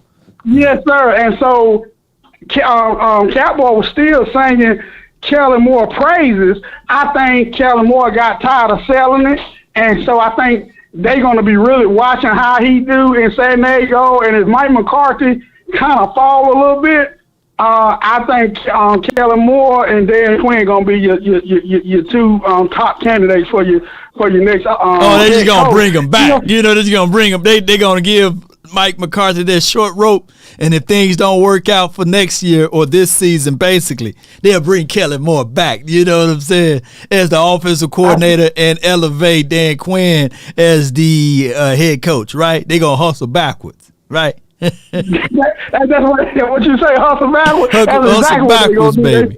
Hey, man, I don't want that future, but, man, I feel with what you're saying right now, because if anybody got a ear to the ground of all of that, will be Kellen Moore to Stephen Jones. So, yeah, man, I feel you, fam. Hey, last thing I want to say, man. We had y'all brothers. Man, I'm proud of y'all brothers, man. You and Boss Cowboy and Big Game James and all y'all the things y'all doing, shining like a full moon, bro. Yeah. But I was fascinated here. We had a little dust up with some of the local media. We ain't got to say no names. We already know what it is. Right. But I noticed something though, Law. They talking different now. That media out there in Dallas, they watching what coming out of their mouth, man. That, you know, down here in the South, we call that respect, bro. Yeah. So, hey, I just want to throw a shout out to y'all boys, man, and when y'all carry yourself and holding these folks' feet to the fire, man. They gotta watch what come out of their mouth, man. And, hey, it's good. It's good. Us real fans got a straight connection to somebody who got a platform and a voice like yours, because we know bull sugar when we see it. Like, man, we do. You ain't got to be down my back and tell me it's raining. I know what it is. You it's already just validating. Hey, it feels good to hear a real voice on the airways and on the internet. You know, telling it like it is, bro. So just want to throw some flowers your way, man. Keep shining. No doubt, man. I appreciate you, man. That's my guy, man. Meridian Cowboy. Meridian, Mississippi. Man, it's a nice little area over there. You know what I'm saying? I ain't going to say too much. I might get in trouble. But it is what it is. As far as the content creators, keep in mind, I'm not a beat reporter. I'm not a first respondent as it relates to breaking news and things like that. I like to hear the things that goes on and apply my opinions and my thoughts to it and see what sticks. Now, granted, we do film analysis, we do film reviews, we do inspirations and stuff, motivations and things like that. I set my own time. There's no tainted opinion about what we bring to the table, and I like that. Shout out to 105, shout out to 1310 The Ticket, and shout out to all of the beat writers, though, because without them, you know, we need contrast, right? We need left and right. We need those things up and down. And I think that the community itself is unique. The Dallas Cowboys community, y'all. The community is the biggest community in the world of sports. I don't know any other content creations like what we do. We got 30,000 channels that talk about the same thing, but we all share the views, right? And there should be no big eyes and no little U's, right? Because for dog sure, Law Nation going to make sure that there's none. So when there's somebody saying, hey, man, you know, I came out first with that opinion and that thought track, bull sugar. Because there's nothing that you thought of that Law didn't think of, y'all. Because think about what this is all about. Is pretty much on this content creation plane, we do film analysis. We do film reviews. Look, people do take a piece of that content and idea and spread it out and put it out there. But there shouldn't be nobody walking out with their chest out saying, hey, yo, you know, I was the first one. No. It shouldn't be no Ray J's around here. Because at the end of the day, we shouldn't be doing this for that. It shouldn't be that. We doing it because we love the team. But there'll always be that one person that will stand tall and say, hey, these are the things. I was first. I was a Ray J. No, ain't no Ray J's around here. Ain't nobody hitting it first. You know? Yes, indeed. So let's go, Cowboy Nation. I got let me see. I got this right here. Ooh, we got some people that's in here on the chat. Let me let my guy 100 grand. Well, 100 grand, you hung up, man. You know. So with that being said, since 100 grand, he must have liked the high pitched voice. You know what I'm saying? But we got Shisha Queen to be for the 910 lady. You're live. Hey, Law, what's going on? Oh, all is well. I can't complain, Queen. Is this freestyle today? Oh, you can talk about whatever you want. Hey, but we got $30 million we done freed up. Look, it's your world. It's your world. I am so excited. I really am. And they're not done. From what I hear, they're not done restructuring and all that other kind of stuff. Right. So I'm very excited as to what they're going to do with all that money. Tell you that. I hope they do something significant like we've been talking about for 2 years now. Yeah. I just called in because I was listening to Auntie. Is it all right if I talk about that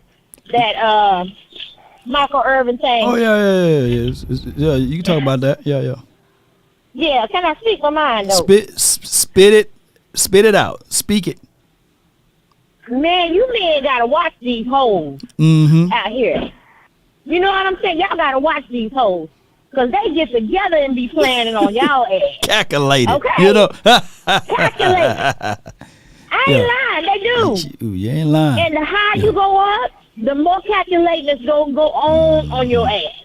Yo. You know what I'm saying? So when you be going out of town and stuff, Lord, you got to watch your back. Stay around some men. Yeah. You know, if there's a woman coming around, no, oh, it's you know, yeah, you treat that hoe like she a hoe. You know what I'm saying? Like you got it in your mind. This hoe thinks she's slick. You know, just like a regular person and keep it moving. Yeah. You know what I'm saying? Yeah. Make her talk loud so everybody can hear what she's saying. Cause she'll lie and say you said something else. Right. I am so upset about the Urban thing. I am really angry. And like you said, I wish that whatever could have came upon him from this whole situation can come upon that woman just the same. Just the same. I feel like, when they do stuff like that and they get caught in their lie, it should be criminal. It should be a felony. Right. To put somebody in that kind of situation. It's just not right. It's not fair. Yep. Just like that girl who tried to out Ezekiel Elliott. She should have a mandatory 1 year prison sentence. At least 1 year. They should have her ass under the jail at least 1 year. For 1 year. At least 1 year for that lie. Because she messed that boy. She messed him up. Yeah, you know she what did. I'm saying? Anyway, I hope Marriott, ESPN, and the NFL Network, I hope all of them get what they deserve. I hope Urban do not crawl back to them people. I really do. Because they get him bad from some mess like that. And I always stay in Marriott. I will not stay in another Marriott.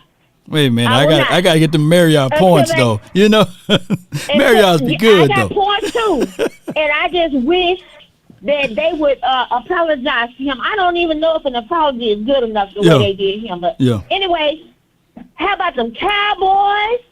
And it's almost time for them to let it hang, Cowboys. Let them hang. That's right, let them hang.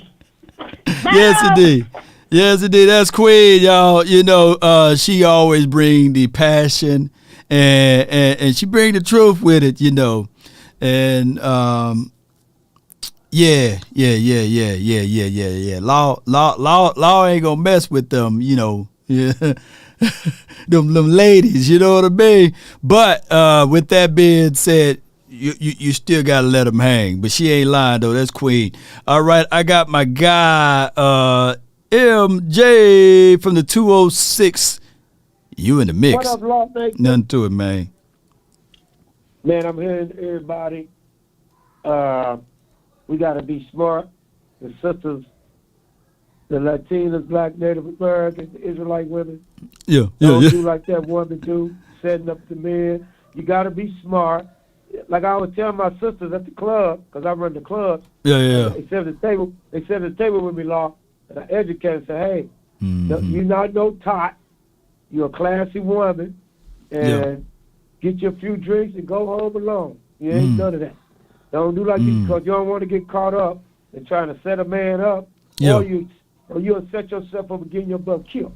A lot of women getting killed right now. So I set up all my women, making sure they're okay. You know what I'm saying? But with Michael Irvin, that was straight up an Emmett Till. I hate to say it. When I watched that movie, Emmett Till, how you see that movie? Man, I'm from Mississippi, man. And I went to Jackson State. You know why? Because all my ancestors from Mississippi. Yazoo, Mississippi. Yazoo, Mississippi. Okay. I was throwing cats in the pool in the river when I was there. When I used to go to Mississippi. Okay. We from East St. Louis. We migrated from Mississippi to East St. Louis, Chicago, Texas, Atlanta. Yeah. You know what I'm saying? But, man, I don't like the South. I'm telling you, I hate the South. Too dangerous, man. Y'all go through a lot of stuff out there, Lord. Well, hold on now. You know what I'm saying? I love my South. You know what I'm saying?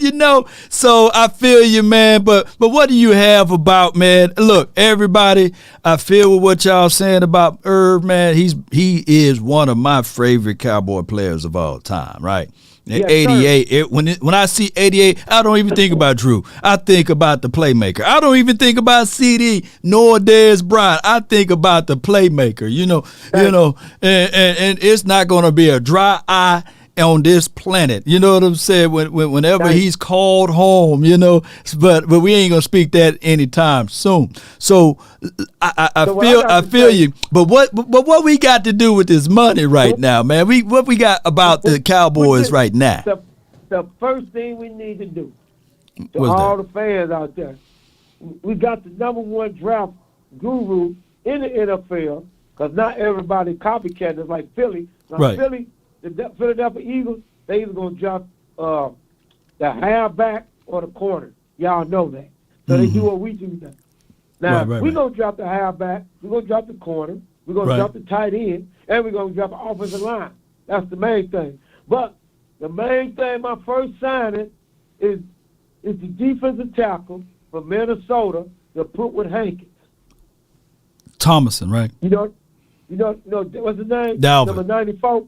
Yes. Yeah. That's who the Cowboys should go for. 94. You probably get him for $8 to $10 million. I'm not playing no stupid Dalton shows because we're going to have a lot of tight ends that we can get. Right. You make that middle of your defense the number one hardest defense to run on. Our defensive ends, they got to be thinking no more. And with our fast linebackers, them young boys in the corners, when we drop that corner, ain't no way they can stop. My first signing, when they get this money, is Dalvin Thompson to go with Hankins. That's it. Oh, sign Hankins too, though. You got to sign Hankins though right now. Yeah, you sign Hankins. Yeah, sign Hankins. Sign Dalvin Thompson. What you do with Osa, Navar Gallimore? Hey, Osa still under contract. Gallimore, they thinking about keeping him up, reading him up, or what have you. And Big Bo, right? So that's big. That's big reinforcements inside. This is third year. Now Big Bo got to come on. He got to get pressure. He got to penetrate. He got to not get moved. He got to come on. Yeah, you know what I'm saying? You got to be like Dalvin. Now, Dalvin is a beast. You put Dalvin in the middle, Michael Parsons is going to be eating. Tank going to be eating. 55, 54 going to be eating. Our DN is going to be eating. And the linebackers really going to eat. And that's going to keep the safeties from coming up and having to make tackles. The safeties will be back there. If y'all don't remember, that what made Seattle defense so good. If y'all watch Seattle defense, they corners just have to cover, and they safeties never came up. That's why it was so hard to move the ball on. Yeah, man. I mean, Seattle had some guys, Big Maybane up front.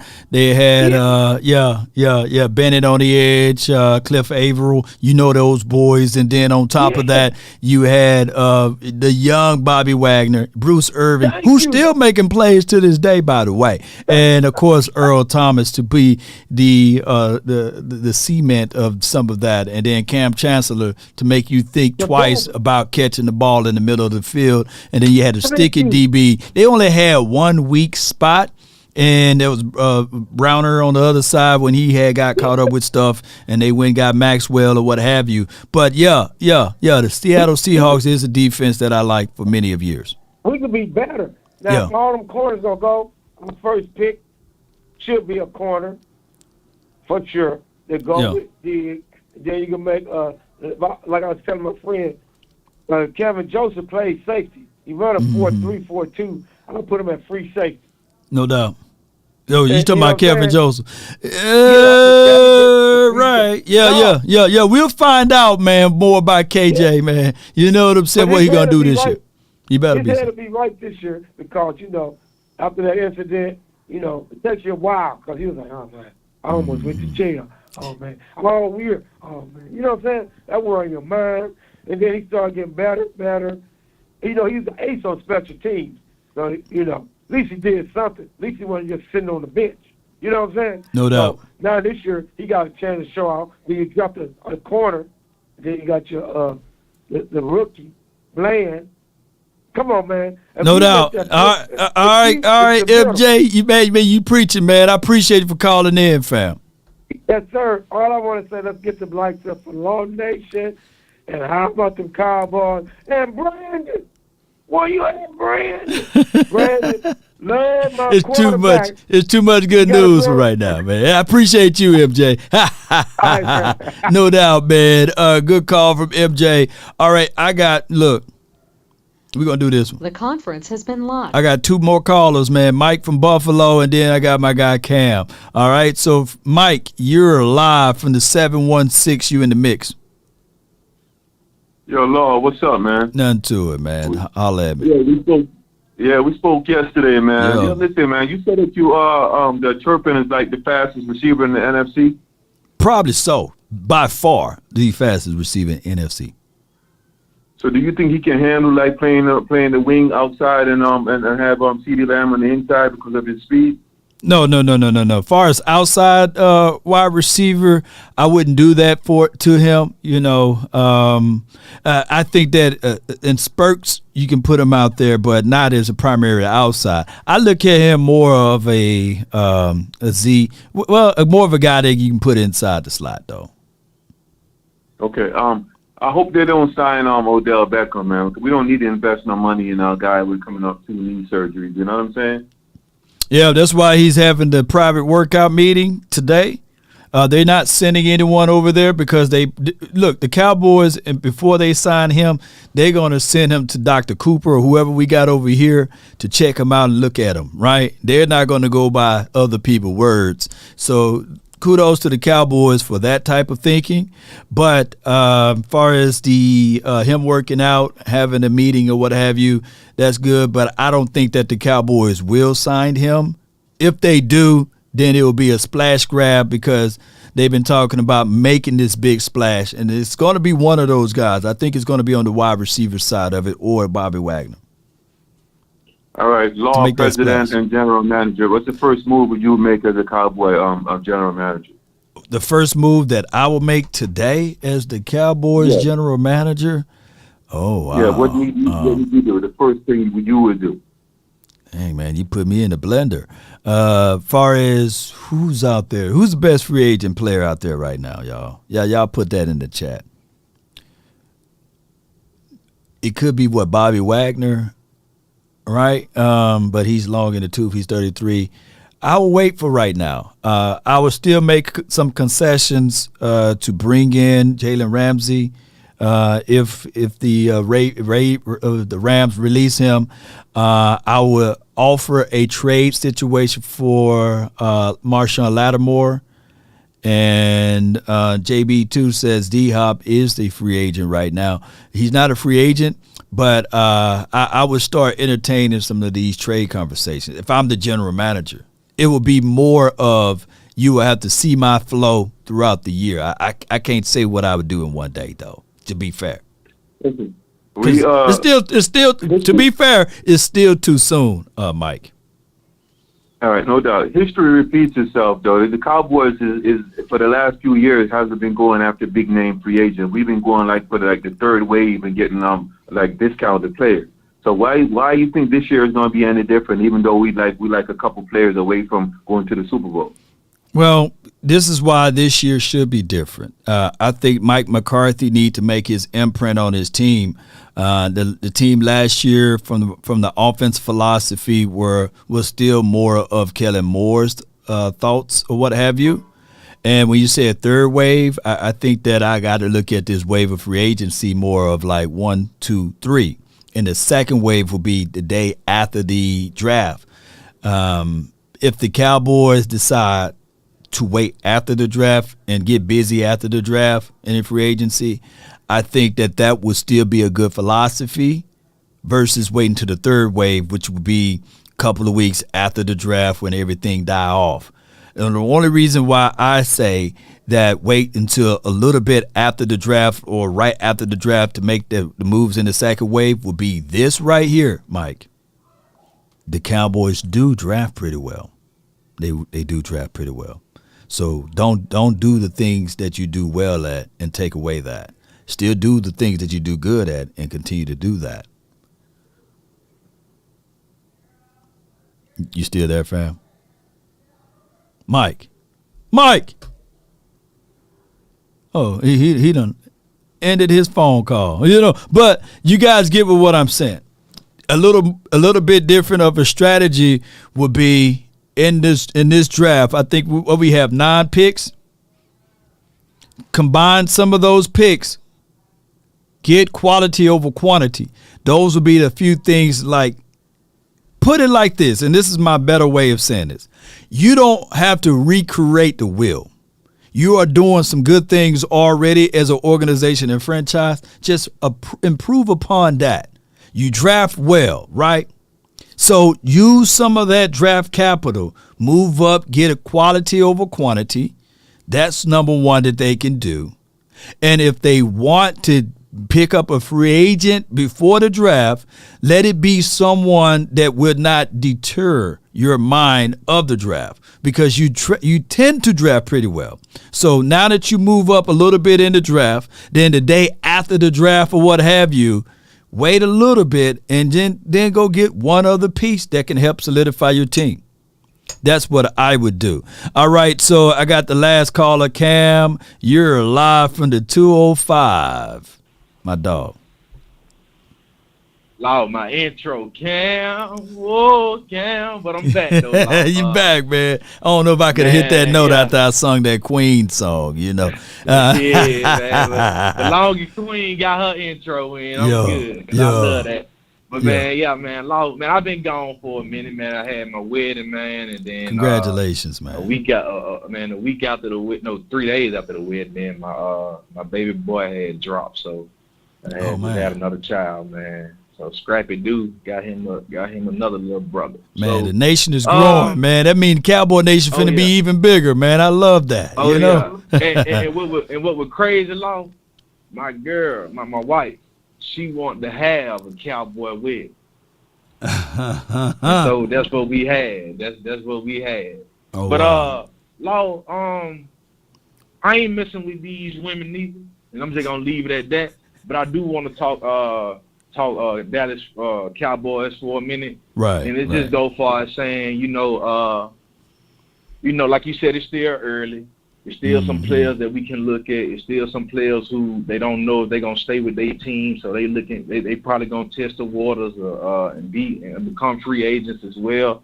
I just hope and I pray, and I do it every year. I just hope and pray that we can make the right decisions, and Cowboy Jones just don't sit up there and just be thinking about the money. I hope he think about the team. I'm talking about Jerry Jones' son. Right. Like you said, we do good when it comes to drafting players. Right. But also, Law, one of my biggest things were drafting players and not allowing them to get their feet out the sand. They still playing in the sand, and you throw them out in the water at least to get their feet wet. Like people like Simi Fehoko and Sam Williams, Sam Williams. Like we don't like those players.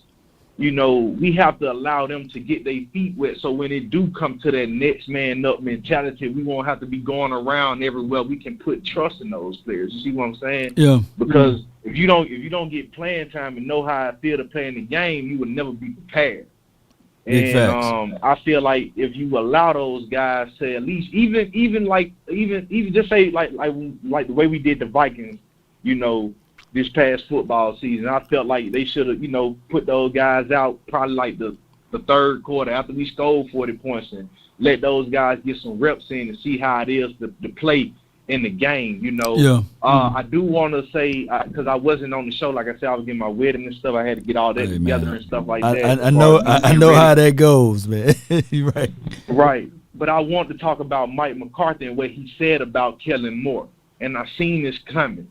Mm-hmm. He wanted to run the damn ball. He did. Let's just be honest. Yeah. We have been coming on this show for so many times and said the philosophy is having a balanced football team. Run the ball these many times, throw the ball this many times, and things will always work out. And it always seemed to work out in Cowboys' favor when we do that. And he said one thing that I kept saying, you can't sit here and say the defense is playing bad when the offense is going 3 and out and the defense just did their job. If you keep throwing that defense back out there, then of course they're going to give up some points because they're tired, they gassed. Yeah. They need some time to rest too, the same way the offense needs time to rest. Yeah. So looking at it, I like where Mike McCarthy is going with it. It seems like he's saying, the hell with this, I'm just going to take charge of this ship. We're going to run this West Coast offense, see how it go. Mm-hmm. Like I said, I feel like he'll do great because he is a great coach. I'm not going to sit here and say that he's not. Every coach have their duds in seasons and stuff. So I feel like he is a great coach. It's just up to the team. We have to buy in the system. We have to buy in to what he's trying to do. Right. Jerry Jones, Stephen Jones, y'all stay out the way. You stay in your cubby hole. I hope y'all just kiss each other in the press box and cheer and let Mike McCarthy and the Cowboys do what the Cowboys know they can do. Like God said, we ain't number 2 players away. Hopefully we can get Jalen Ramsey, because maybe, hey, they'll start throwing back to Diggs' way.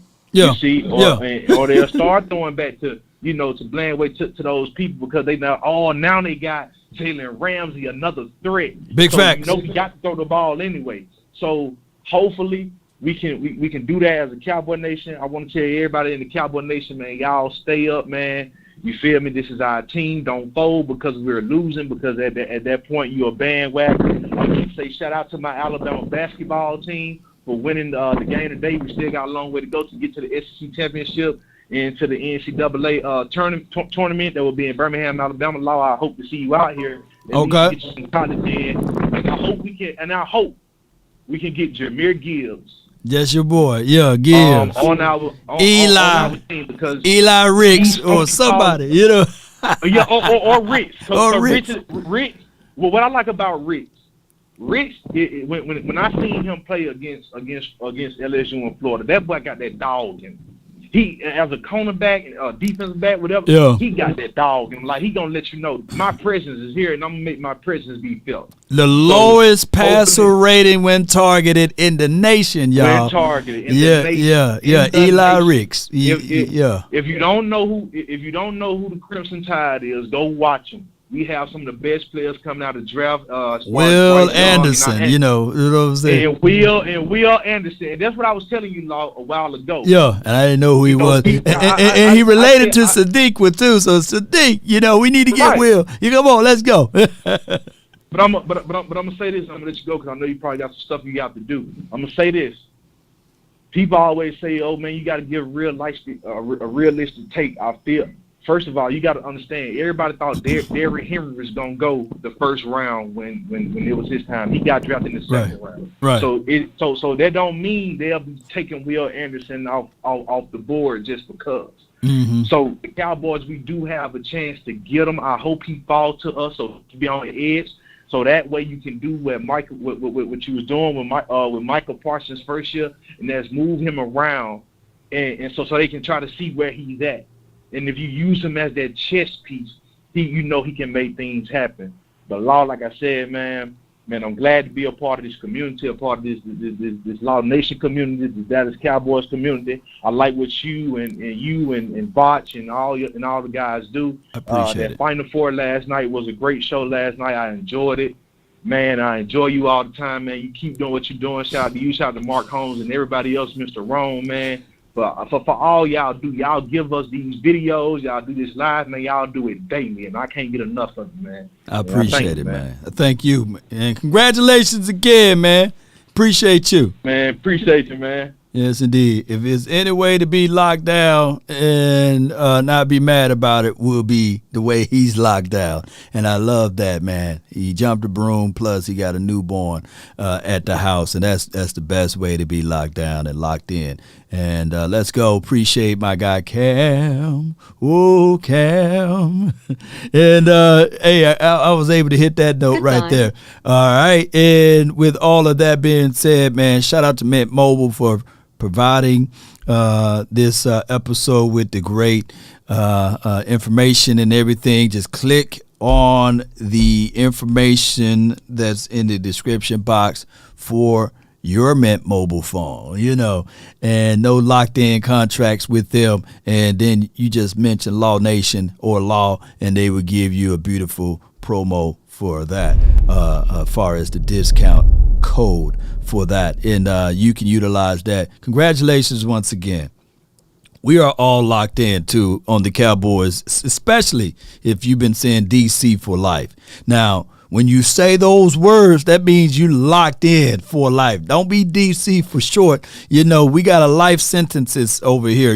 We are not finna be one day Cowboys and the next day go whatever. I ain't gonna say another team's name because they'll chop that word up and say, see, Law is a fan of another team. Shout out to you, Jay Lombardi. He said he liked Drew Sanders too. Yeah. So it's a lot of people in the draft, man, that can change just like that. Who recall like DK Metcalf before he was drafted, the year he did the combine and things like that, people thought for sure he was going to be a first-round draft pick. And then he fell, right? So there may be explosive players in this draft, and you would say, man, that person would never, right? And then all of a sudden you look up, it's the third round, they're still available. Or it's the second round, they are still available, right? And every year there's an element of the surprise, the unknown. I always say it like this, huh? Well, what I'm saying is that there are known knowns and that there are known unknowns, but there's also unknown unknowns. Things we don't know that we don't know. Yes, indeed. There are things that we don't know, man. And as sure as you think that guy is going to be a dog, a beast for your team, he end up being what's on the bottom of your feet, right? And then as soon as you about to say this guy is washed and trashed and will be a bust, he end up being the chief cornerstone of your team, right? The stone that was rejected becomes the chief cornerstone, right? Be the person that can be the end all be all for your team. So I love draft season, and it's always leave a level of optimisms and everything else. On my way out, man, y'all be sure to hit that like button, share this content, let a friend or a neighbor know where to go when they want to tune in to Cowboys Sports Talk and beyond. But tonight, a little later on tonight, it's Friday. We will be having a event at the Network Bar. I will post some information at the bottom of the video. Once everything is done, check the communication lines. If you are in the Dallas area, let's mix and mingle out there at that location. And of course, we will have video, so I won't get caught up like the playmaker, right? We don't want to get caught up like him. But in the end of the whole point of it all, the truth always comes around. It may be late, but when the truth comes, it's rewarding. And the playmaker about to get rewarded $100 million or more, right? When it's all said and done. So just because you may go through a little bad spot, there's daylight at the end of the day. And it's this Friday, we will have some things going on for you guys. Daylight, right? At the end of the tunnel. As dark and grim as it may be. As painful that it was. To have your name stretched out. I can see people right now saying, man, for $100 million, man, I wish a Marriott employee falsely accused me of something. I could think of 100 million things to do with $100 million, right? Somebody right now, young Merck said, yes, Lord. Have some false allegations on me. Give me that $100 million. All money ain't good money, though. You got to go through what he just going through right now. But let me see 88 in the chat. I need to see it. They say the path of the righteous man is beset on all sides by the iniquities of the selfish and the tyranny of evil man. Michael's Marriott Inn, all doors should be painted gold, right? To represent Gold Jacket 88. The Playmakers Inn. Yeah, it should be the Playmakers Suite, right? In Arizona. And we ain't talking about sweet tea. Write these things down, Cowboy Nation. If there's one thing a man should always do, mainly to himself be true. Never allow someone to change your point of view unless what they bring makes sense to you. Never judge a man by sight alone, nor by the height he has grown. And when speaking, keep it at a moderate tone. Because raised voices turn hearts into stone. You see in the beginning, how about them Cowboys? The morals of life: live, love, and respect for another. Then there are those who will try to be smart. They would take a decent man to alter his heart, to seek to rip him apart. Those people, don't call them a friend, because they bend the lies around the truth to meet their end. Write that down.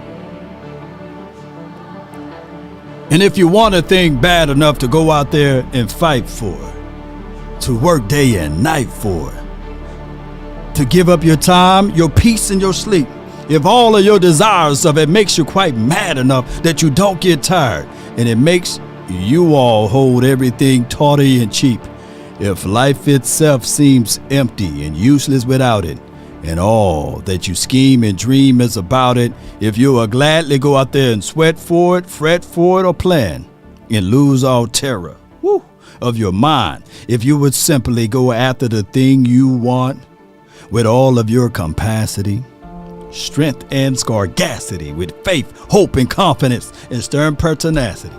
Write this down. If neither cold, poverty, or famish, or fame, or sickness of your body or brain can turn you away from the things you want, if dogged and grim and besieged and beset with the help of Almighty, guess what? You will get it. Now, that's been my time. I really thank you all for yours. And remember, you're listening to nothing but the best. My God, on the way out, Choctaw, Montana 808. With 100 million, I'm taking 10 of it, suing the banks and the government for stealing my ancestry lands, and take that to become a triple-digit trillionaire. Appreciate you. That's quite possible too. Shout out to the Aborigines of these land, to America. Let's go. That's been my time. I really thank you all for yours. And remember, once again, you're listening to nothing but the best. Roll those credits.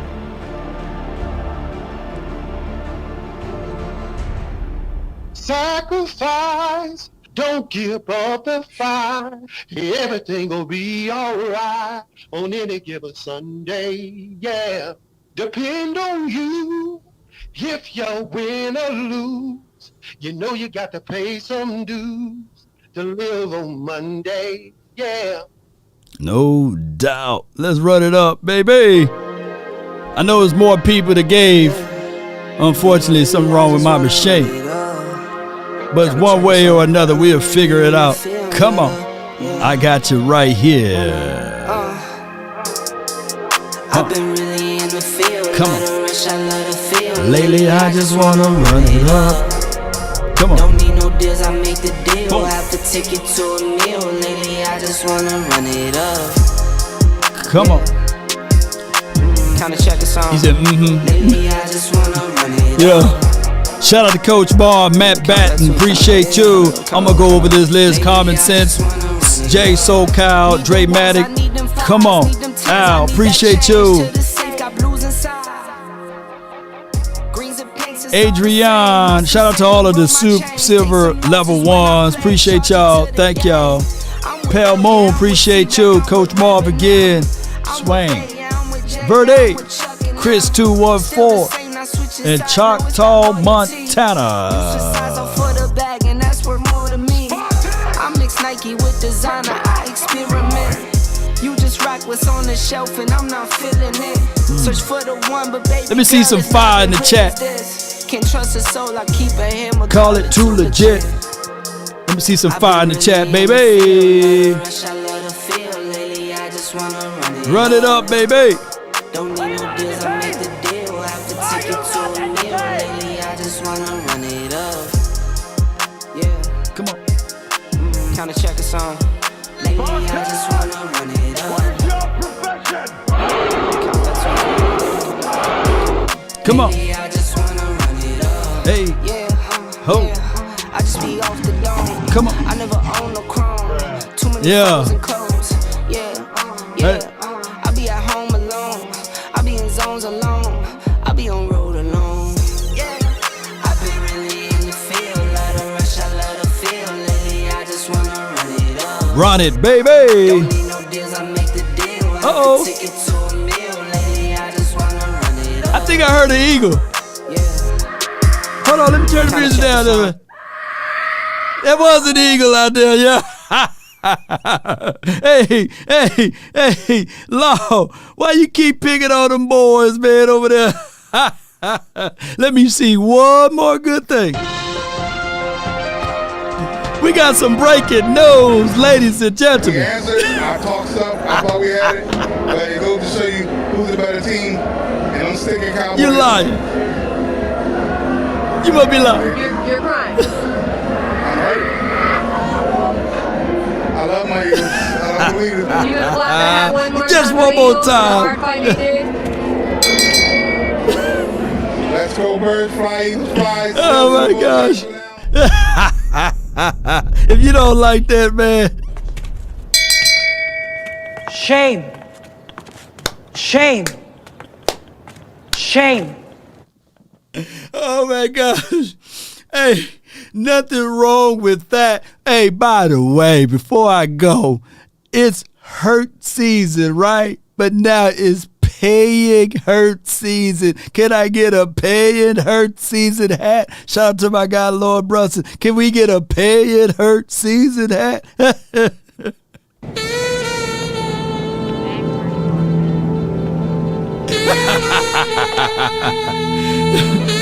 Hurts. Hold on to the ball, man. We'll fumble away from winning the Super Bowl and taking a dump over the Cowboys. Emotional, damn it. Spartans never retreat. Spartans never surrender. All right. Y'all never surrender.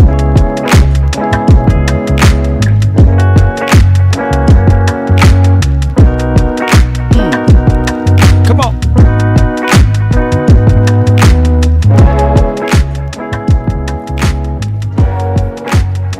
Let you slide with me, baby.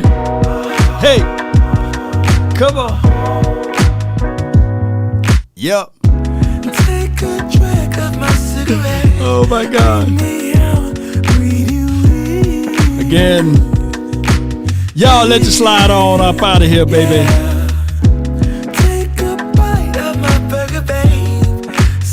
I can hear y'all right now, man. Hey, bro, come on.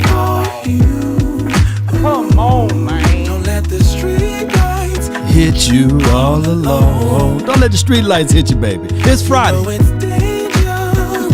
You must be out your goddamn mind. I am. Pray for rain, you gotta deal with the mud too. Player two. Thank you.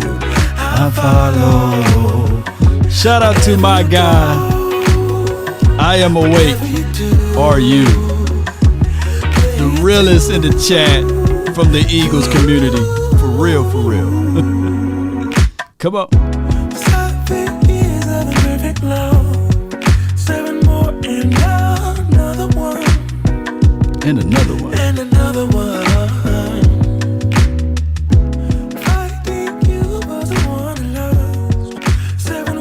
Spring break, baby. What we tell them, Gina? Don't let the street lights hit you. Don't let them hit you.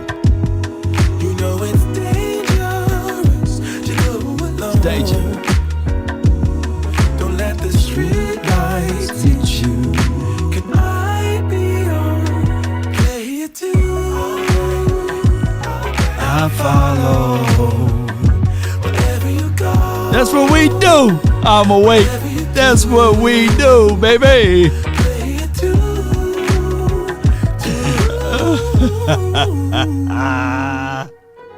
If a paper crane can fly, then forever doesn't feel that far. Shout out to you, Gut Bummer. Appreciate you. So far. If a paper crane can fly, then forever doesn't feel that far. so far. If a baby grain can fly, fly on, fly on, fly on, fly on. Watch this last note. Fly on. Ooh, them boys can sing, man. Let me get on up out of here and go grab me something to eat.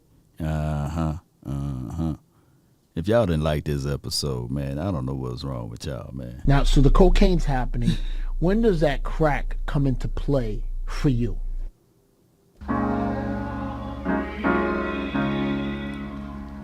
Until next time. You have to be your biggest fan. And when things are really tough and they're really rough and nothing's working, but there's something inside of you that says, I just have to follow that. Because you don't know who you're going to meet.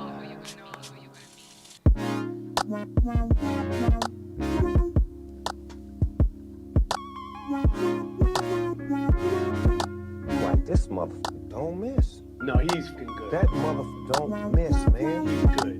In the heat of battle, he don't miss. No. In the heat of controversy, he don't miss. The truth! You can't handle the truth!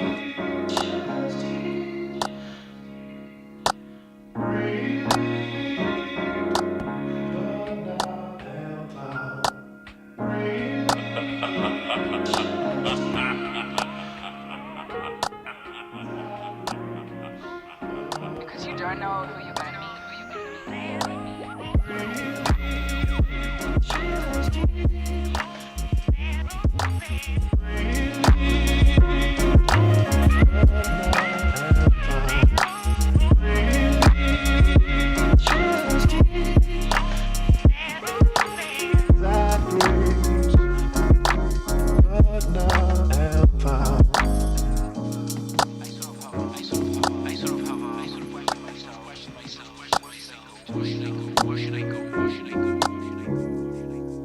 On the real, me and your mama getting real serious.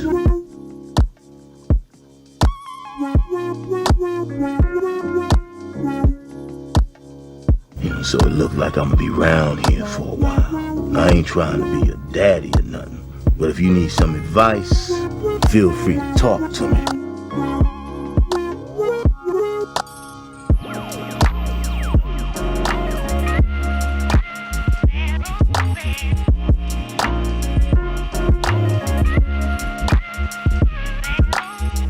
It's cool when they do it. It's a problem when I do it.